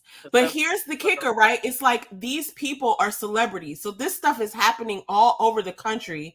And like Sunny Hostin said, and like somebody in the documentary said, it was an expert who was talking about these guardianships, that they are not, increasingly, the family is not getting guardianship rights, that they're doing it externally, which to me is like, wow. So here we have a very clear picture of a suffering Wendy with all the things that she's going through, being able to have access to alcohol, being able to have people take her across the country when she's not of sound mind, all of these things that are not focused on her health. And then we see her family, who obviously cares deeply for her, who is so frustrated. And that's why this is important for this documentary to be out, because this is what I'm saying about public opinion. Like, we have power as the public. Like, they that's how the Carly Russell case got picked up, because the public was in such an outcry about what was going on. Like, you know what I'm saying? And it just so happened that she was lying, but the reason why it got picked up by the law enforcement, or they really put like force behind it, was because the public was not shut up about the fact that this Black girl was missing. You know what I mean? And I'm so grateful. And here's, so that wasn't what I'm grateful for, but I'm so grateful that this documentary came out, because if you're not a celebrity, then you're not getting this. And it's funny too, because Sabrina Morrissey tried to put a petition in to have them not air it, but she put it in late. And anyway, it got shut down because they were like, it goes against the First Amendment rights. Like, first of all, let's just tell. No. Sorry, Sabrina. No. Sabrina Morrissey. No, that lady is. I forgot her name. What's her name? Her name is I something. forgot her name, but I looked her up today. I'm about to tell you in a second. But who is Sabrina Morrissey again? Sabrina Morrissey is her guardian. And she runs Morrissey and Morrissey, which is like a firm that handles guardianships. Now, she's already been sued by at least one of the, well, more than one person for mishandling funds and doing things like this. And we see through this documentary that she was not in, that she's not doing a good job with Wendy Williams. And so that's the real story here. So for the people who are out there like, oh, and I get it. It was hard to see Wendy like this, but I'm not going to remember her. Like, I think she's going to get better. I'm hopeful that she's going to get better, but obviously this is not her shining moment. I think we can be a little bit more mature in understanding that, like, she's struggling with addiction. She's struggling with all of these ailments. Like, she has all of these things that are going on with her body, and she's also struggling with some sort of dementia. So it's like we're not seeing the Wendy, like, there's glimpses of her in there, because some of the things she said I thought landed, and part of me felt like, what if she said, because the producer was saying, I was watching an interview with the producers, and they were saying of the documentary, and they were saying, like, she just wanted us to tell the truth. That's what she kept saying. As long as the truth comes out, I don't care how I look, or something like that. Now, people are going back speculating, like, how could you take her word for that? Because she's not of sound mind. My thinking is, like, maybe she kept crying. Like, they kept showing these moments when she was crying. And I think when you're going through dementia or just different things, you know that you're not all there.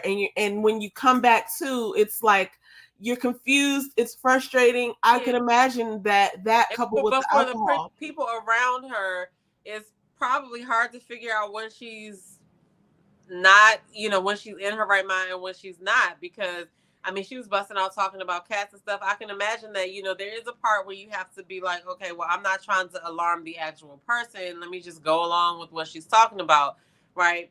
But like, I feel like the loneliness part is like nobody but her family would come and like actually be around her at this point or whatever. And so that's the part that is a void that she's missing, but it's probably that much more like, prevalent because she is having other issues too. Like she has the issue with her feet, like that right there alone is like a big like self-esteem hitter. You can't wear regular shoes. You can't even feel the feeling in your feet. They look like this. You know what I'm saying? Like, and she's like Wendy Williams. You know what I mean? That might have been part of why she wanted to show it, because it's like, I'm overcoming this. Like, I'm not even supposed to be able to walk, but I'm doing it. And I think she's always been a fighter that way. So I kind of, in a weird way, get why she wanted to show it, even though it's not like pretty to look at. But my question is, how do you tell when she's saying something from her right mind and when she's not? Well, I think you don't. So I think when it obviously doesn't make sense, like, that, okay, she's having a moment, but she had several moments in there where she was making a point. One thing that I think that she was saying over and over is like, I want the money for my son. When I die, my son gets everything. No. Those things, that I was so glad she said that on camera. Absolutely. Because it's like, okay, now there's no denying. She kept saying that over and over. But when it comes to the foot part, if I said, okay, I want the money for my son, I believe that wholeheartedly as well. Like, I felt that when she said that. But then she turns around and says, I want to show my feet because I want to show that it's real. Like, I would have had to question her or double guess her on that and be like, well, we'll just wait and see. Right. Well, maybe there's another way. Right? Maybe we can show pictures. But, maybe you don't have to pull it up. It's painful. It looks uncomfortable. She can't even feel her feet. Like, I couldn't imagine not being able to feel any of my body, like any one of my body parts. And she's talking about 6%. 6% might as well not be none. Like, what? Well, and it's progressively getting worse. This is something that she's been dealing with for years. Like, I remember her changing over from the heels to the tennis shoes, and then it just got lymphedema. Let me see this. I'm just reading this for whatever she has. I'm reading this off my other screen. Lymphedema is the buildup of fluid in soft body tissues when the lymph system is damaged or blocked. Apparently, there's not a cure for it. It's just it just causes swelling and blockage, and I guess it just gets worse because there's several like options to help treat it, but it's not something that I think you can ever get fully over. It's just like you can probably like live with it. But look, let me just say this while we on this topic. She also has, they're saying, frontal temporal dementia. She's dealing with Graves' disease and a thyroid issue, and that's why her eyes are bugged out like that. Yes. If you have a thyroid issue, it squeezes I looked all this stuff up. It squeezes the nerves in the back of your eyes, so it makes your eyes pop out a little bit. And I've known people with thyroid disease. Like, it could go either way, though. You could have thyroid disease that makes you...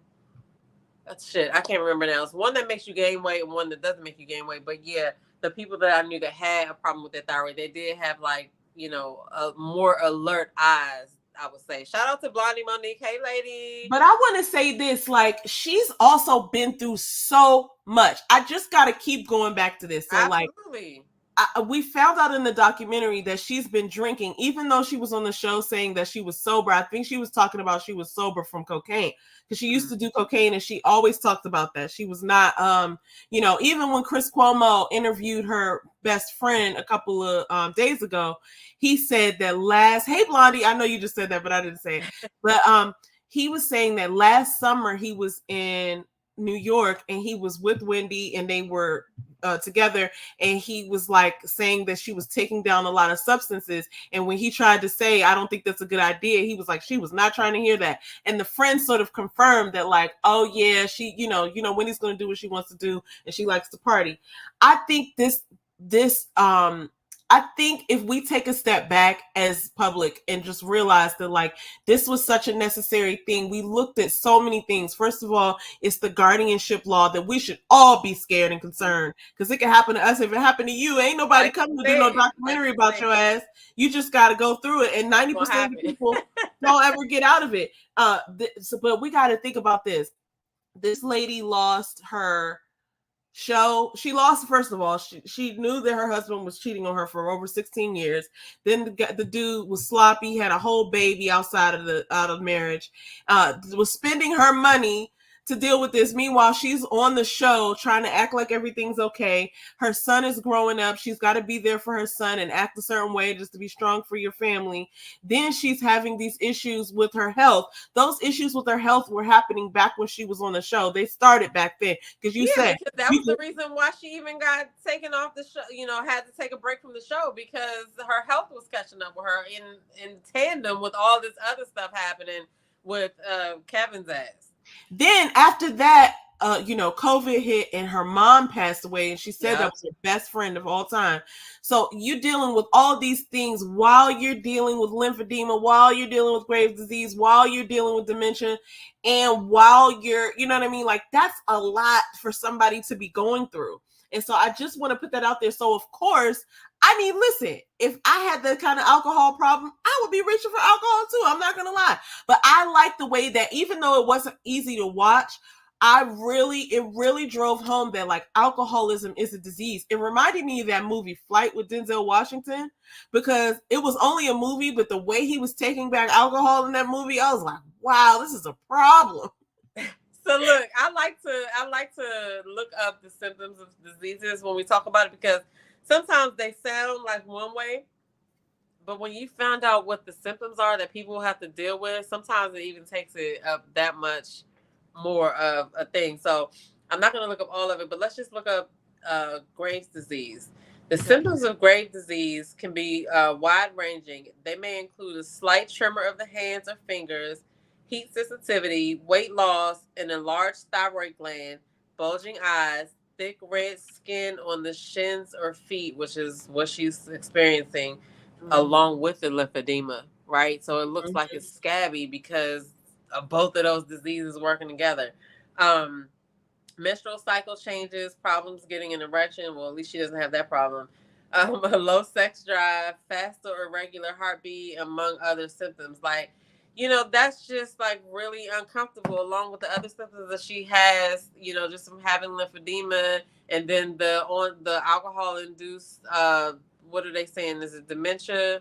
Look, and then they're saying, okay, I was telling you earlier before we started that I was looking at a doctor to explain what frontotemporal dementia was, and she was like, we don't know what it's caused by, but it's not alcohol. And I'm like, if you don't know what it's caused by, then you can't say that it's not Can't alcohol. say Those it's two not statements alcohol. do not go together. But okay, so now that we're talking about symptoms, frontotemporal dementia symptoms. This is sad because we saw some of this. Increasingly inappropriate social behavior, loss of empathy and other interpersonal skills, lack of judgment, loss of inhibition, lack of interest, also known as apathy, compulsive behavior such as tapping, clapping, smacking lips over and over, a decline in personal hygiene, changes in eating habits. So we kind of witnessed in the thing about her, you know, with the wigs and the lipstick. Those are the two things that jumped out to me. That like, why is she wearing her wig like that? Why is she wearing her lipstick like that? But as we see, it's a lack of, you know, she doesn't know what's too, going because on. how she talked to that girl that was doing her nails, I could see in the moment, like, I don't know, I think you've been around people like that too, that are dealing with things like that. You just kind of got to ignore what their actions are because you understand what they're going through, but they may not, whatever. And like, you know, that part right there, she definitely, you know, they caught that on camera with the nail technician, and she was definitely in shock. She was the sting of whatever Wendy said at the moment. She was like, "Oh my goodness, okay, you're on TV, you're on camera, you're getting paid. Just chill out, relax, breathe." Like I could feel she was like, you know. And then Wendy immediately was like, "She's disgusted with me," but you know, that's kind of like how. I feel like people get as they get older, like everybody doesn't have dementia, but like at a certain point you have to just say what it is that's in your mind. But at least she recognizes that, oh, okay, I said something that was a bit hard to hear.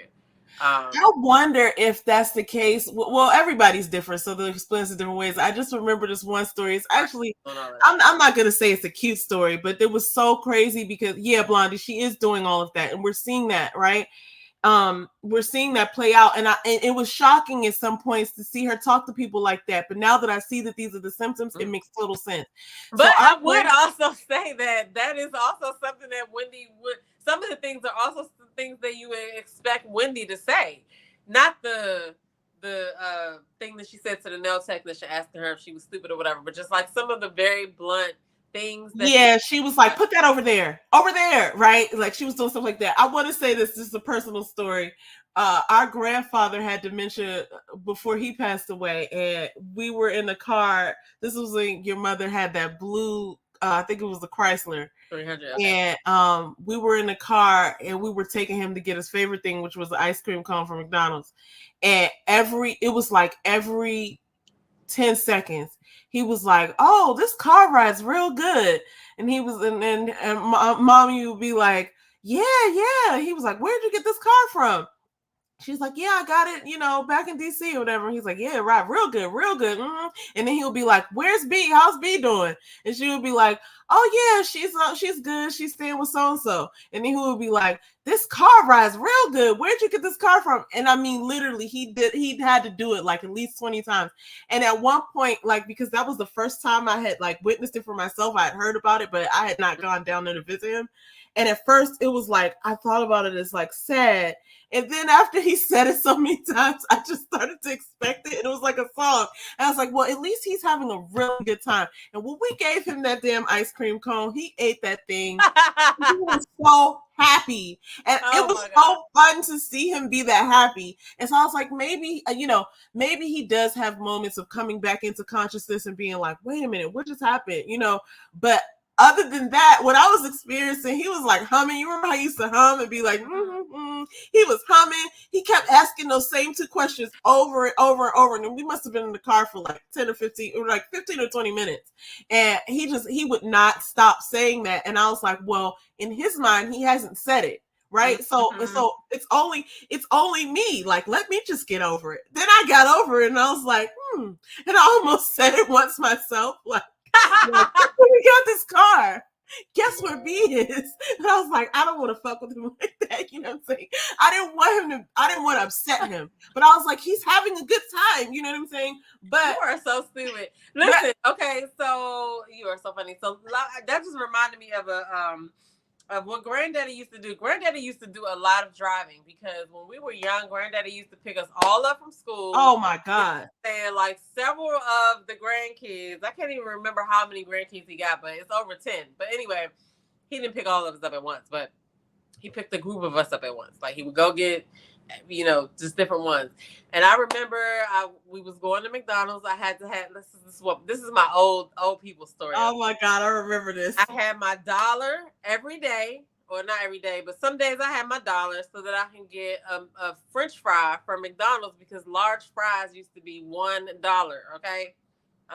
They can't say that now because they probably like $2.39 or something like that now, but I don't know. But I remember just granddaddy picking us up and having that, and it was stuff that he used to say back then too. He just had his little way of, driving and talking or whatever. But I can imagine that car ride every single day. But at that point, it's like you as the person that's in your right mind, you're not gonna dare not answer the question for the person who's not. It's just like a 3-year-old that gives you a phone to answer. Like, answer that. Yeah, and it's like you're thinking about the love you have for this person, and that's so spot on, because that's exactly what I was thinking. Like, this is my grandfather. He used to pick us all up as separate stops. It was like, oh, so and so gets dropped off at 3:15, and then we got to go over here to 3:35, and we got to go over here. So I must have been like one of the first people, because I remember I would get in the car and he would always have these chocolate covered peanuts for me every day without fail. I would get a box of chocolate covered peanuts. I don't remember chocolate covered peanuts because you used to eat by the time we yeah. Oh, I was the first person. Yeah, and I would get my chocolate covered peanuts. But like, think about how he had to do that every day, and it was probably like at least four of us he was picking up at a specific time. And sometimes he would drop us off in the morning. But to think about how you had the expectation that he was going to stop at McDonald's every single day, and he never said. I don't remember him ever saying like, no I don't remember him saying no. Whenever I had $1 to get fries, I would get it, and it wouldn't be for all y'all either. Like, it's like he's gonna go to. He just wanted everybody to have their thing. You know what I'm saying? It's really dope. But it's like, yeah, I'm not getting ready. This is why Wendy Williams should be with her family, because it's like those are the things that they're gonna love on her. They're gonna remember. They're not gonna get frustrated and be like, I'm not gonna wait for your ass too long. Like, they're not gonna say nothing like that. And she's not going to say that to her son. She's not going to say that to her father. And so I do want to say this before, not that we're about to rap or anything, but I thought to myself, and this is my point in bringing up the public opinion thing. Now I think we cannot let this go, because I think we should keep talking about it on our platforms. And I think the thing that I kept thinking to myself, like, what's next? Like, somebody needs to take action. Like, now that this is out, people are uncomfortable. Like, they don't think it should have been aired. But if we wouldn't have seen it, then we wouldn't have known. I felt like that in the beginning. But at the end, I felt like, okay, this could be used to the family's benefit, because these people who are not the family look really crazy in these episodes. Like, absolutely. And I thought to myself, like, where are her people who can take, like, obviously her family has been sort of shut out, but I thought to myself, like, where are all those people? This lady entertained us for that's the loneliness part, because nobody outside of her family really comes to fuck with her. There's some people. Angela came, but no, I don't really think that she, like, the way that this whole thing looked to me, I feel like some of the people were newer connections. And, you just think that out of all this time that she's been, like, more people would be, I understand why. I think there are. Let me cut you off right there. That's just what they caught on camera, right? I think that's what they just caught on camera, because since this is aired, a couple of people have come out and been like, I didn't know this was happening. Like Steve Wilkos, the guy that used to be, he has his own show, but he was pissed about it. But he commented in between. Like, I saw 2 episodes first, and then I saw 2 more. But I don't feel like all 4 of them were there at once. I feel like Steve commented before they actually showed the end. Yeah. Of what the family said, because he was pissed. And I think this is what it takes. I saw a great video from Fat Joe. He said everything that I wanted him that I wanted to say, which is like, we need to be figuring out how can we help Wendy Williams. I'm not saying myself, I'd be willing to sign a petition. I would be willing to write a congressman. I would be willing to do those types of things, but I'm not getting ready to spend, 20 hours a week doing this, because I know there are other people with more resources and more of a voice. This is what I wanted to say. her people need to take action. When I say her people, her family is already taking action. I think they've done something very brave by putting this documentary out there, because now the light is going to come back on them a little bit, and nobody's perfect, so something's going to come out about them. But that does not negate what their motives are. They obviously love her. And I think what needs to happen is more celebrities need to step up and start talking about this, because like she said, and she had some very good points here. If it can happen to me, it can happen to you. And she landed that line. And she was like, I have so much money, but can't touch it. Additionally, I just want to say that people, oh man, I just lost the thought just then. It'll come back to me though. But I'm very concerned about this law and how this even happens, and like why it exists and why there's not more investigation into it. And so my fear is that this will kind of get washed out with the next thing that's shiny and people want to talk about. And then 3 weeks from now, nobody's going to be talking about what's happening. And this is what Fat Joe said. He was like, how can we help her? How can we help her? I feel like more celebrities need to be saying that, because this lady, I'm sorry, they also have the money to put where their mouth is too. So I agree with that.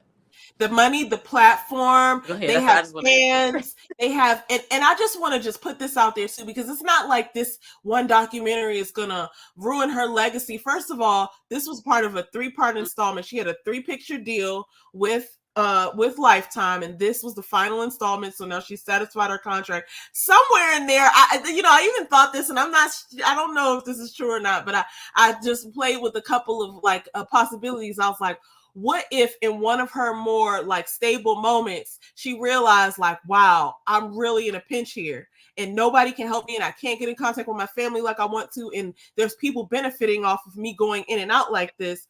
So what if she found a way to be like, let's move forward with this project with the understanding that like some shit's gonna come out that's not gonna make me look good, but this is my only way to get help. I thought to myself that could be a possibility, because like at some point, even a person that's going in and out can make the connection that like, okay, now I'm back. Now I have something to say. So it will be worth the risk, right? It's just like they're going to be around. So when I do have a moment that is like, where I'm of sound mind, I can really say what I want to say. The statements that she said, that she kept saying over and over, that were sound, were, this money is for my son. Everything should go to my son. I'm doing all of this for my son, right? She said that statement. I believe that. And she was saying the thing about, hey internet, did the internet see him? Say hi, internet. Oh my goodness. That's no, but like, yeah, so exactly, because it's like everything's for him. You know what I'm saying? If she said that a few times, when I die, everything's for him, everything's for my son. And so that should really also meet the criticism that people are having about him spending that money, because she spent a lot of money. Listen, so obviously, I don't even have that money, but you know what I'm saying? I don't know. I'm just one of those, listen, whatever my son needs, he gonna get. All right. Everything you have is going to him. So I can't see her being like, her with a lot of money being like, oh, he can't do that. Like, I feel like they had that kind of relationship. She would, if he asked, she would say yeah. Like, so that was crazy that they did that and try to say that he stole the money.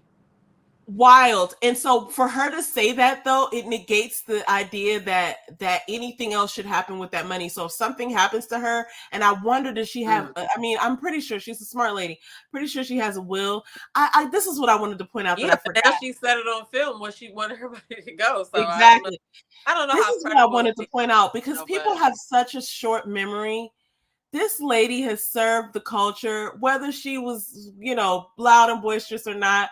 She's entertained us for decades. Like, before we knew her on the Wendy Williams show, she had a very fruitful career in radio, and she helped the culture, not even just like, so American culture for sure, but like she had a really heavy hand in the hip hop culture with all of the things that were happening, shedding light on different things.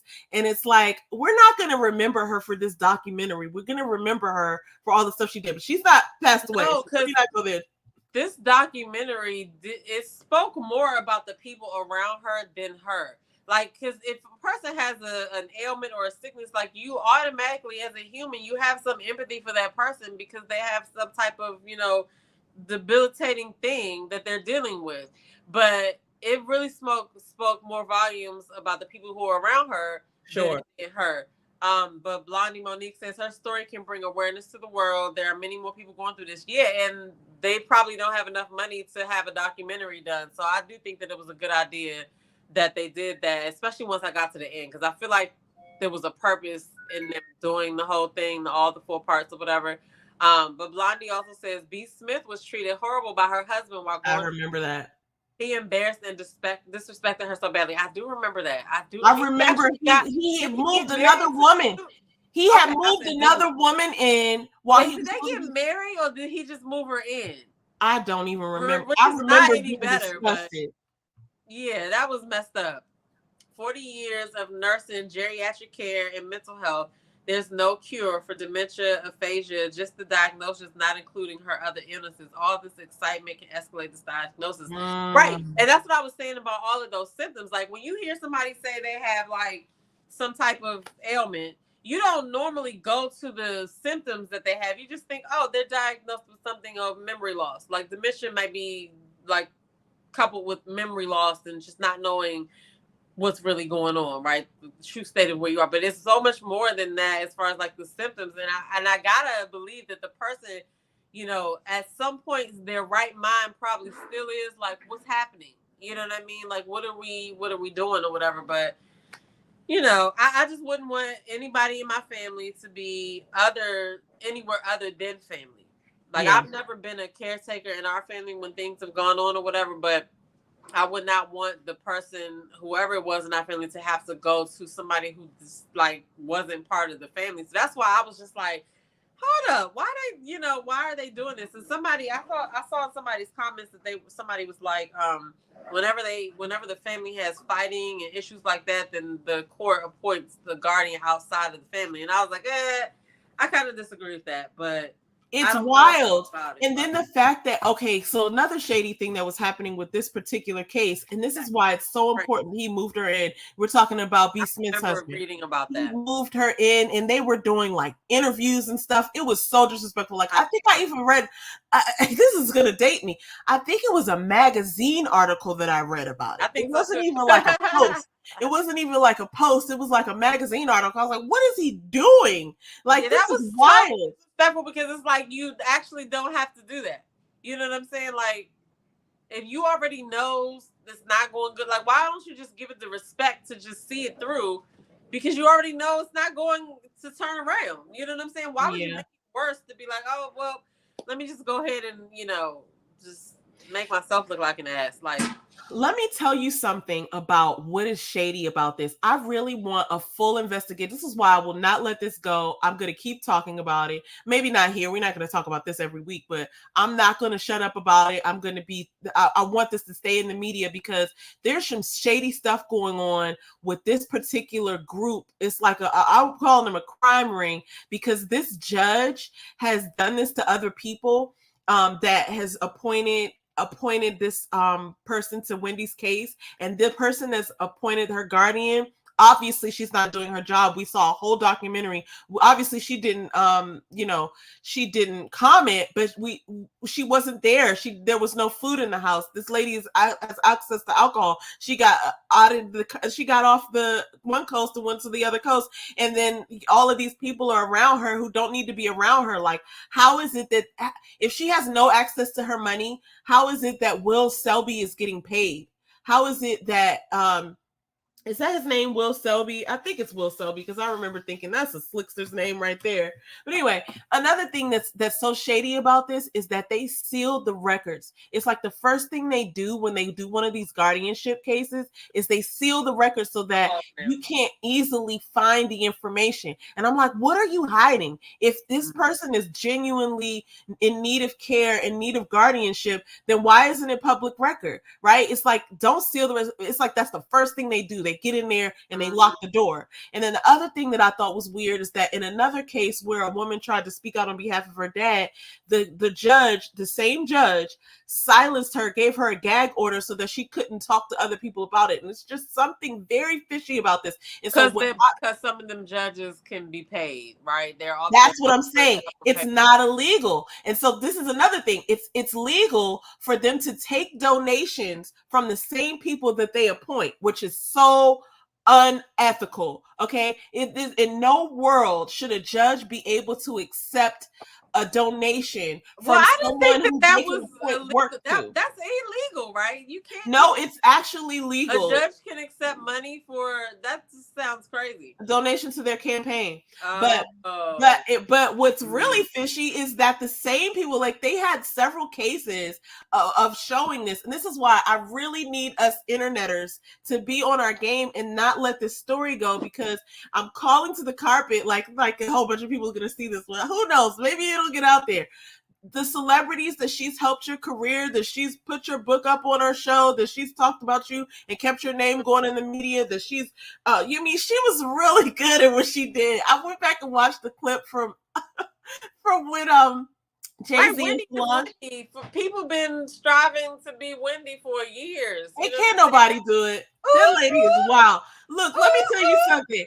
When she covered the whole, I watched this clip. If you guys have time, it's only like a 15-minute clip. If you go back and find the clip of when she, look at him, he's so cute.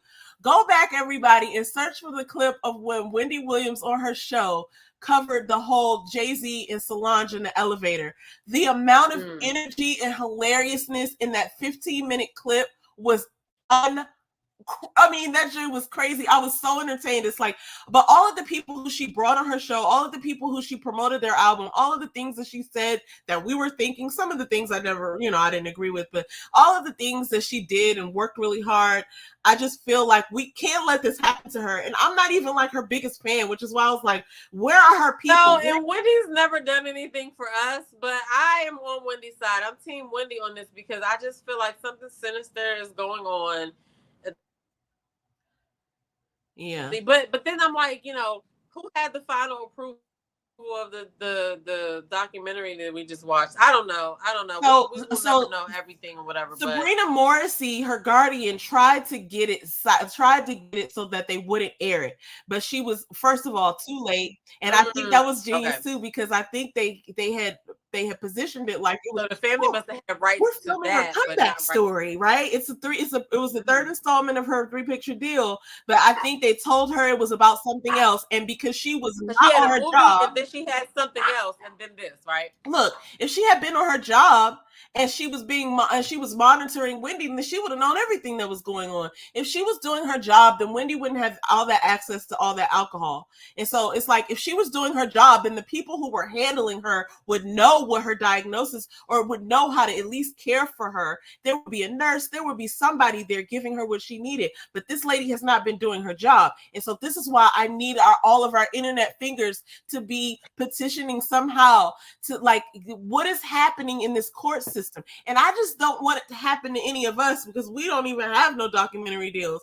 But like, also, like, we can't ignore this, because this is like, it's like the end of our freedom. But I definitely was scared after I looked up all this stuff. You look up Article 81, mental hygiene law, it benefits us to look up the law whenever we have questions, because hemmed up because we don't know the law. You know what I'm saying? Because even when you're looking at something like so many trials and stuff going on with this last 1 or 2 years or whatever, but when you're looking at a case in the court of law, regardless of what you know about the subject or why they're in court, they're only in court for a certain thing. So everything that you know really probably doesn't even pertain to whatever they're in court for, and the people have to prove the case of what the specific things are they're talking about. And it kind of is really interesting to see that a lot of stuff is not even admissible to court on certain things or whatever. So,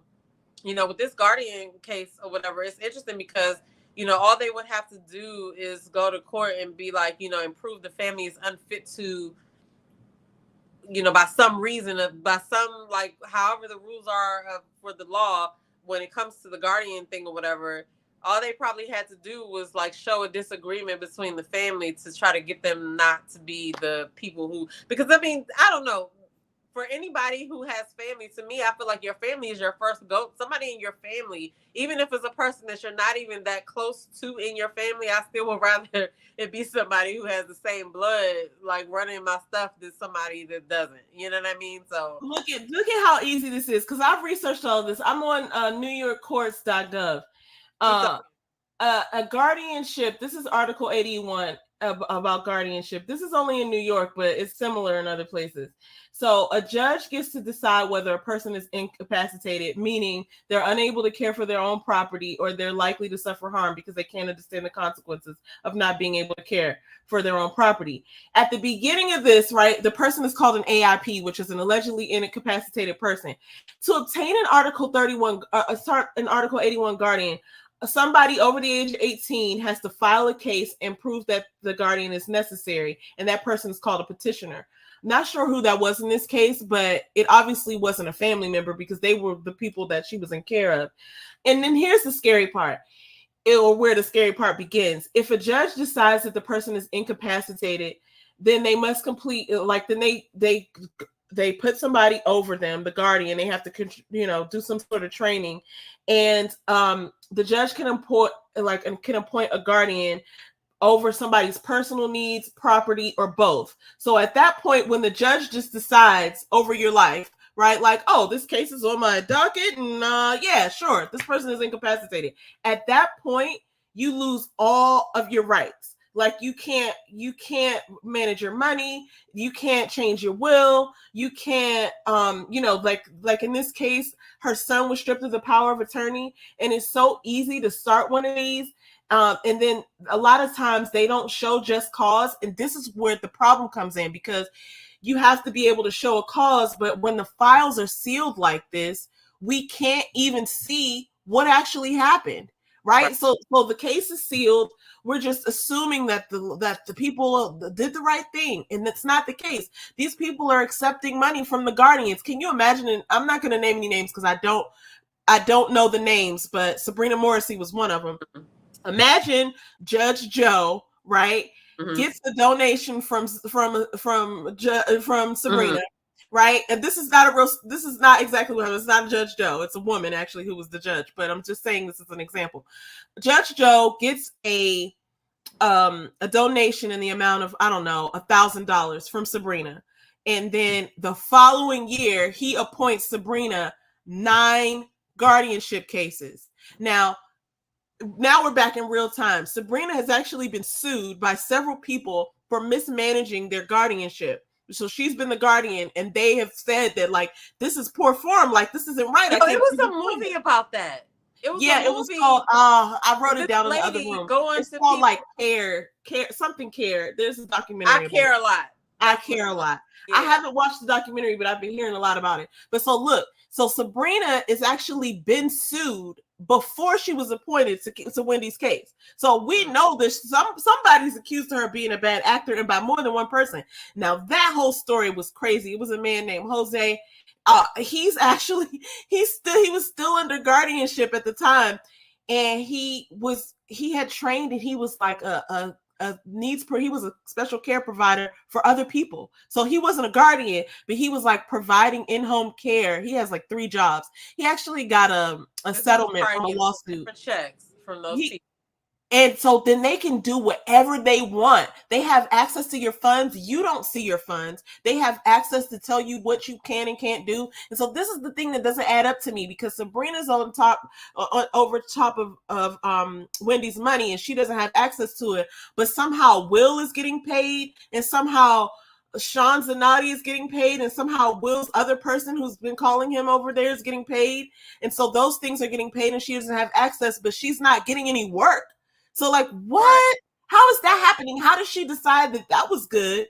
You know what I'm saying? And that's why I'm like, I know in my mind, I don't have any evidence, but Will must have had an agreement with this lady Sabrina that like, oh yeah, I'll hold down the fort if you kick me something. I'm just accusing him of something. I was about to say, how did you? This is a wild accusation, everybody. I'm already out there. But when you present yourself in a slimy way, you leave yourself open for those kind of like, you know, associations or whatever. So I can see that. He just does have this like little dingy personality that comes off. I don't know what it is, but just the way that they were acting, like nothing was going on, like she was just fine. Like I get acting like that in front of her, but like the people who are not in her situation, as far as like the production assistants or whoever he was, the people behind the camera, like why are you, you know, not being real honest about the state that you're in? About what I would have been like, listen, we probably shouldn't be doing this right now because she's not in the best of,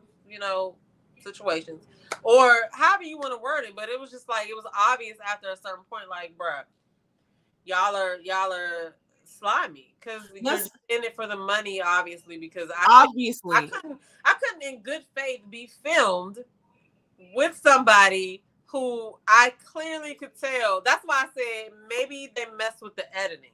Maybe they filmed the parts that they said earlier. Then I don't know. It just didn't make sense for them to like know that they were going to be portrayed like this. Like I think they thought they was going to get over. That's what I think, especially with him with his code switching voice talking about, we're going to get her on a podcast and and then his stories changed up. And then when Sean got her out there to the California, then he got that business voice real quick. Bring your ass back here. Then he was talking to her crazy like you said. I mean, because it was so ridiculous that you would even think that you're about to take her to this meeting, even though she might have did well in the meeting. You know what I'm saying? But like, it was just ridiculous. Like that just tells me that her behavior, Wendy's behavior, as far as like how she functioned on a regular, normal basis, was so ridiculous that he couldn't believe that she would actually take her to another state and have her. Great point. You know what I'm saying? That's how I looked at it. I said, "Oh, okay, this is." Yeah, you know better. I was like, "What is she thinking? What was she thinking?" Because at the very least, as a viewer, I was just like, you know, she probably has to be babysat a little bit because I'm hearing the stuff that she's saying. You know what I mean? So I don't know what that girl was thinking. Either she's not that bright or she had an ulterior motive. Those are my two thoughts. You know, let's read some of these comments. Hold up, let me see. Oh yeah, we're talking about B. Smith here. Gwendolyn says B. Smith's husband married that white woman after B passed away. Now the white woman moved, abandoned B. Smith's husband. That's what he get. Oh, and that's another thing that I was looking up. Wendy Williams' husband ain't doing so good, y'all. He's out there in these streets.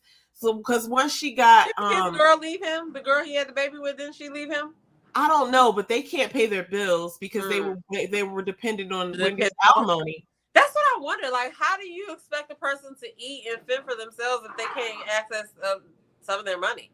Well, they're giving her some money, but like, okay, so this is why I brought up Chris Cuomo originally, because her best friend, who was featured in the documentary, said that she came to visit Wendy at one point and the Guardian was supposed to get her breakfast. So like Wendy calls at 7:30 in the morning to get breakfast. Okay. And the breakfast didn't even get there until 12. Through the Guardian, like I need to pay my rent. Hey, I need this. Okay, great. But she said she ordered breakfast at 7:30 and it didn't get there until like 12. And when Alex Finney, her niece, was there, they were asking her, why don't you open the refrigerator? And she was like, I don't want to. And they were like, there's no food in the refrigerator, which lets you know that she's not being cared for, right? It's like all of these screaming signs. So all the people who feel like, oh, I don't think we should be watching this. It's like, no, we should be watching this and we should be doing something about it, because when it happens to somebody you care about, you really not gonna have no power. So it's like we need to be getting our internet fingers some exercise, trying to figure out who are these judges. An investigation needs to get done, just like they investigated that dude. Like, I'm gonna tell you, to be honest, if they didn't have Alex and her mother a part of it, if you take them out of this, okay, and her son too, but if they didn't have Alex and her mother, I would still be stuck as to what's really going on. But their two demeanors against the whole situation, especially Alex's, when she got up off the couch when Sean was there, like, who is this lady? What is she doing? Yeah. Why, it's not in me. Anyway. Like, I felt like they actually added a very needed element to the whole documentary, because that kind of made me think, okay, who is like what are y'all really doing? You know what I mean? Yeah. What are y'all really doing? Because I don't know. I just don't believe in nobody. And who is getting her the alcohol? She's not doing this herself. No, I believe that Will is, like I do too. I believe that, obviously it was her husband at first that was knowing how to, what she needed, and stuff like that. And then when he left, Will probably filled the role of what he thought that she needed. And I believe you. Like, I don't think that he really was, because he made such a big deal about hiding them. I mean, not like finding them, looking for them. I don't feel like he. But anyway, that's my own reach in my head. And the way that he was saying it wasn't in his real speaking voice, everyone. That was not his real speaking voice. Wendy, well, this is your specialty. Did you drink this all today? I'm going to get rid of it. Honestly, I just pour it down the drain. She wouldn't be that drunk. And I just want to say one more time for, I don't think that they showed everything that they could have possibly shown. That there was one point where they were like, Wendy's throwing up. We didn't see that. Because think about it. They had to put that into the 45 to 50-minute episodes or whatever.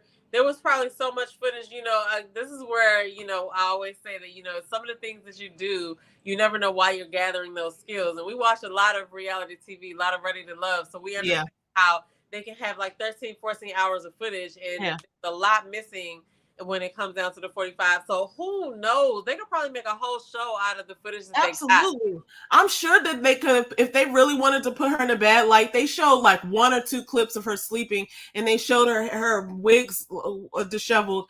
But like, I'm sure that there were many more things that they could have shown to make her look crazy if that's what they were trying to do. And they told the story of how she wasn't being cared for without making her look so bad. But also, it's like we have all had family members that have gone through things. We've gone through things ourselves. We've been, at least when you're sick, when you're really sick and you're throwing up, or you're really sick and you're in bed for days, like, you don't want anybody to see you like that. But we can all be adults and understand that, like, she's going through something. You know what I'm saying? And plus, like, being TV, like, even this goes along with like the childhood stars, like people who were childhood stars or whatever. Like, if they've always been on TV, when you take them off of TV, there's a void, there's a hole in their life.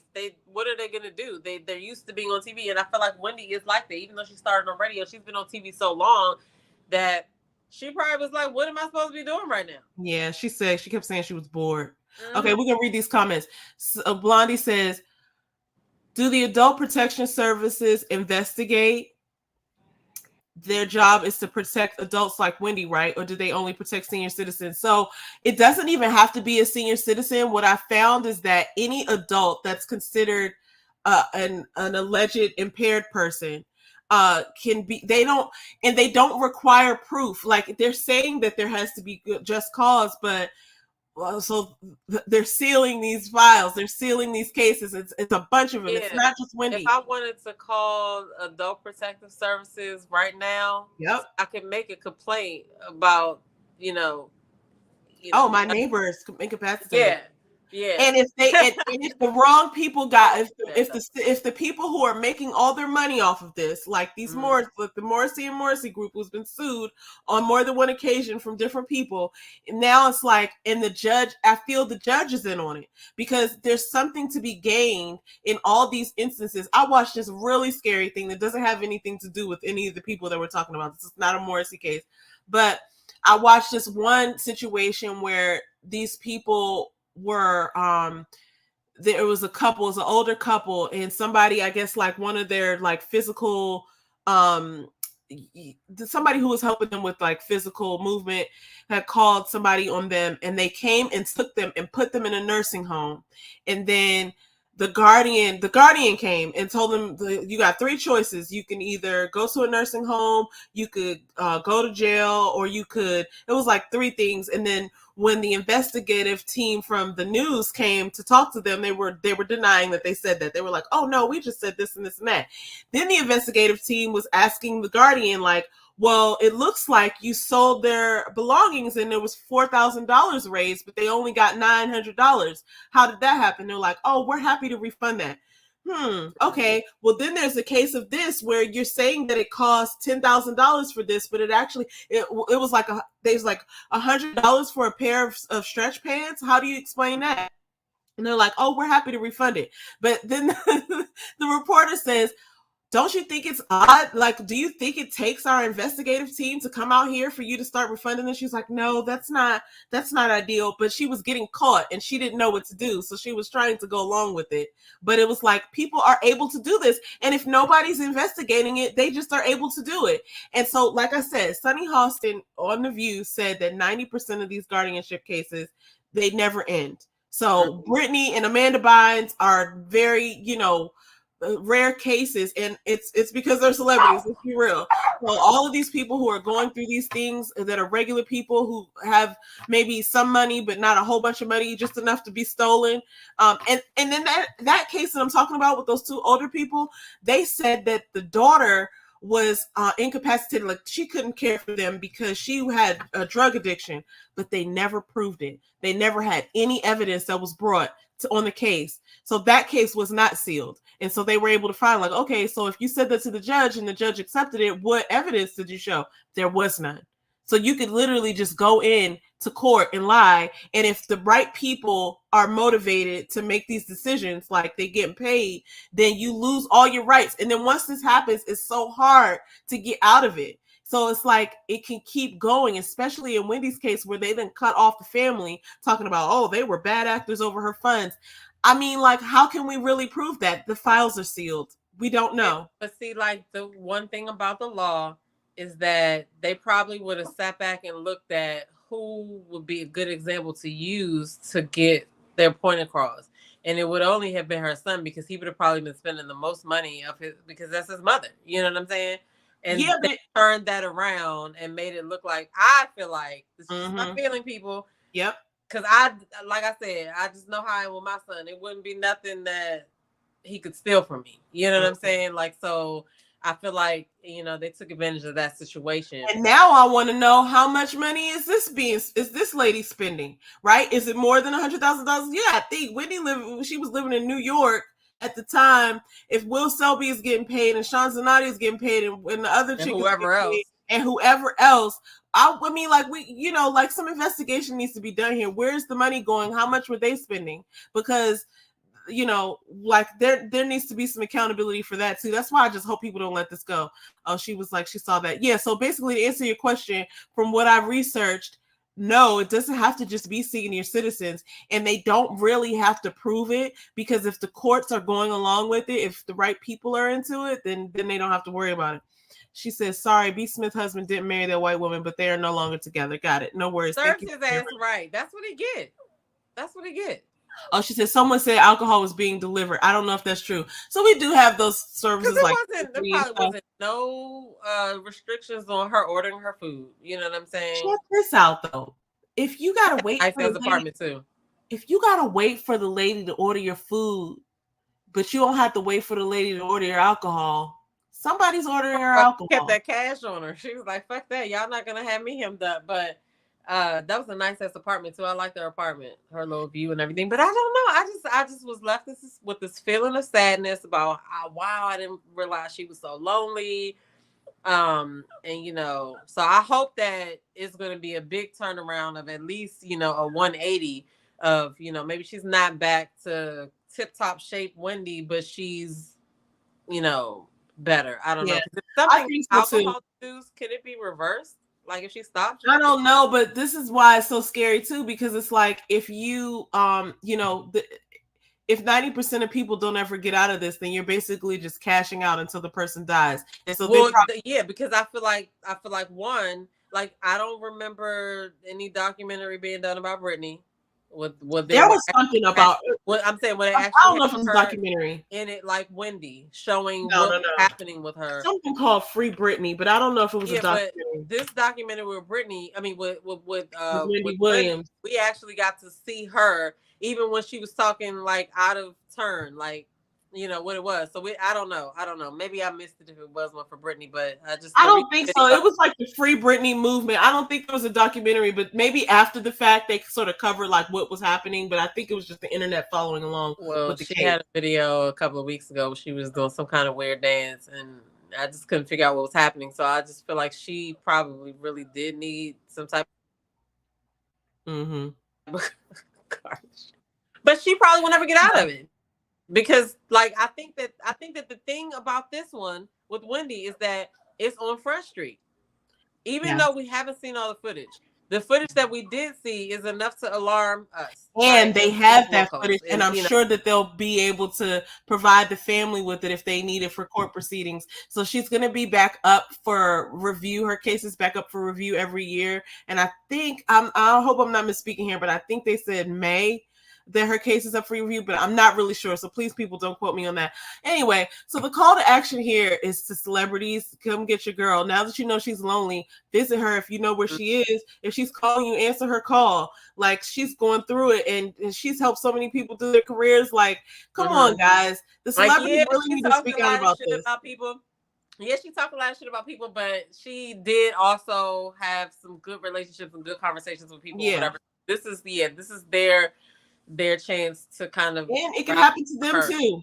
It could happen to them too. More likely that it'll happen to the people who have the most money, because it's like, if we can get our hands on them, like, let's figure that out. But all in all, I hope that this story continues, that we're not going to be covering it every week, but I'm definitely going to keep it on my social media, and just hopefully there's an investigation that is done with those lawyers and the guardianship and the judges, and how this stuff is happening, because this is wild. And I really would like to just overturn, where did this law come from? Like, I'm sure it's been around for some time, but it's like, who decided that this needed to be a thing? I don't know. I didn't dig that deep. Like, when did Article 81 or whatever, like, when did this guardianship law come into play? Like, and why I was going to say this, I don't know this for sure, but Mims actually touched on it, make it make sense. He was like, does this apply to homeless people or just people with money? Probably just people with money, because what they do is they charge, you get a guardianship, and then you get to charge them for your services.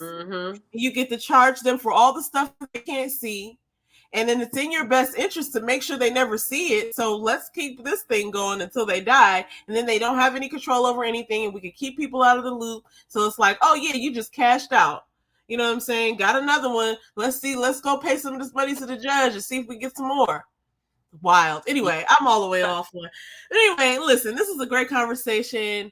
Thank y'all so much for participating. I got all the way into it because I'm scared, y'all. I'm like, how does this happen in America?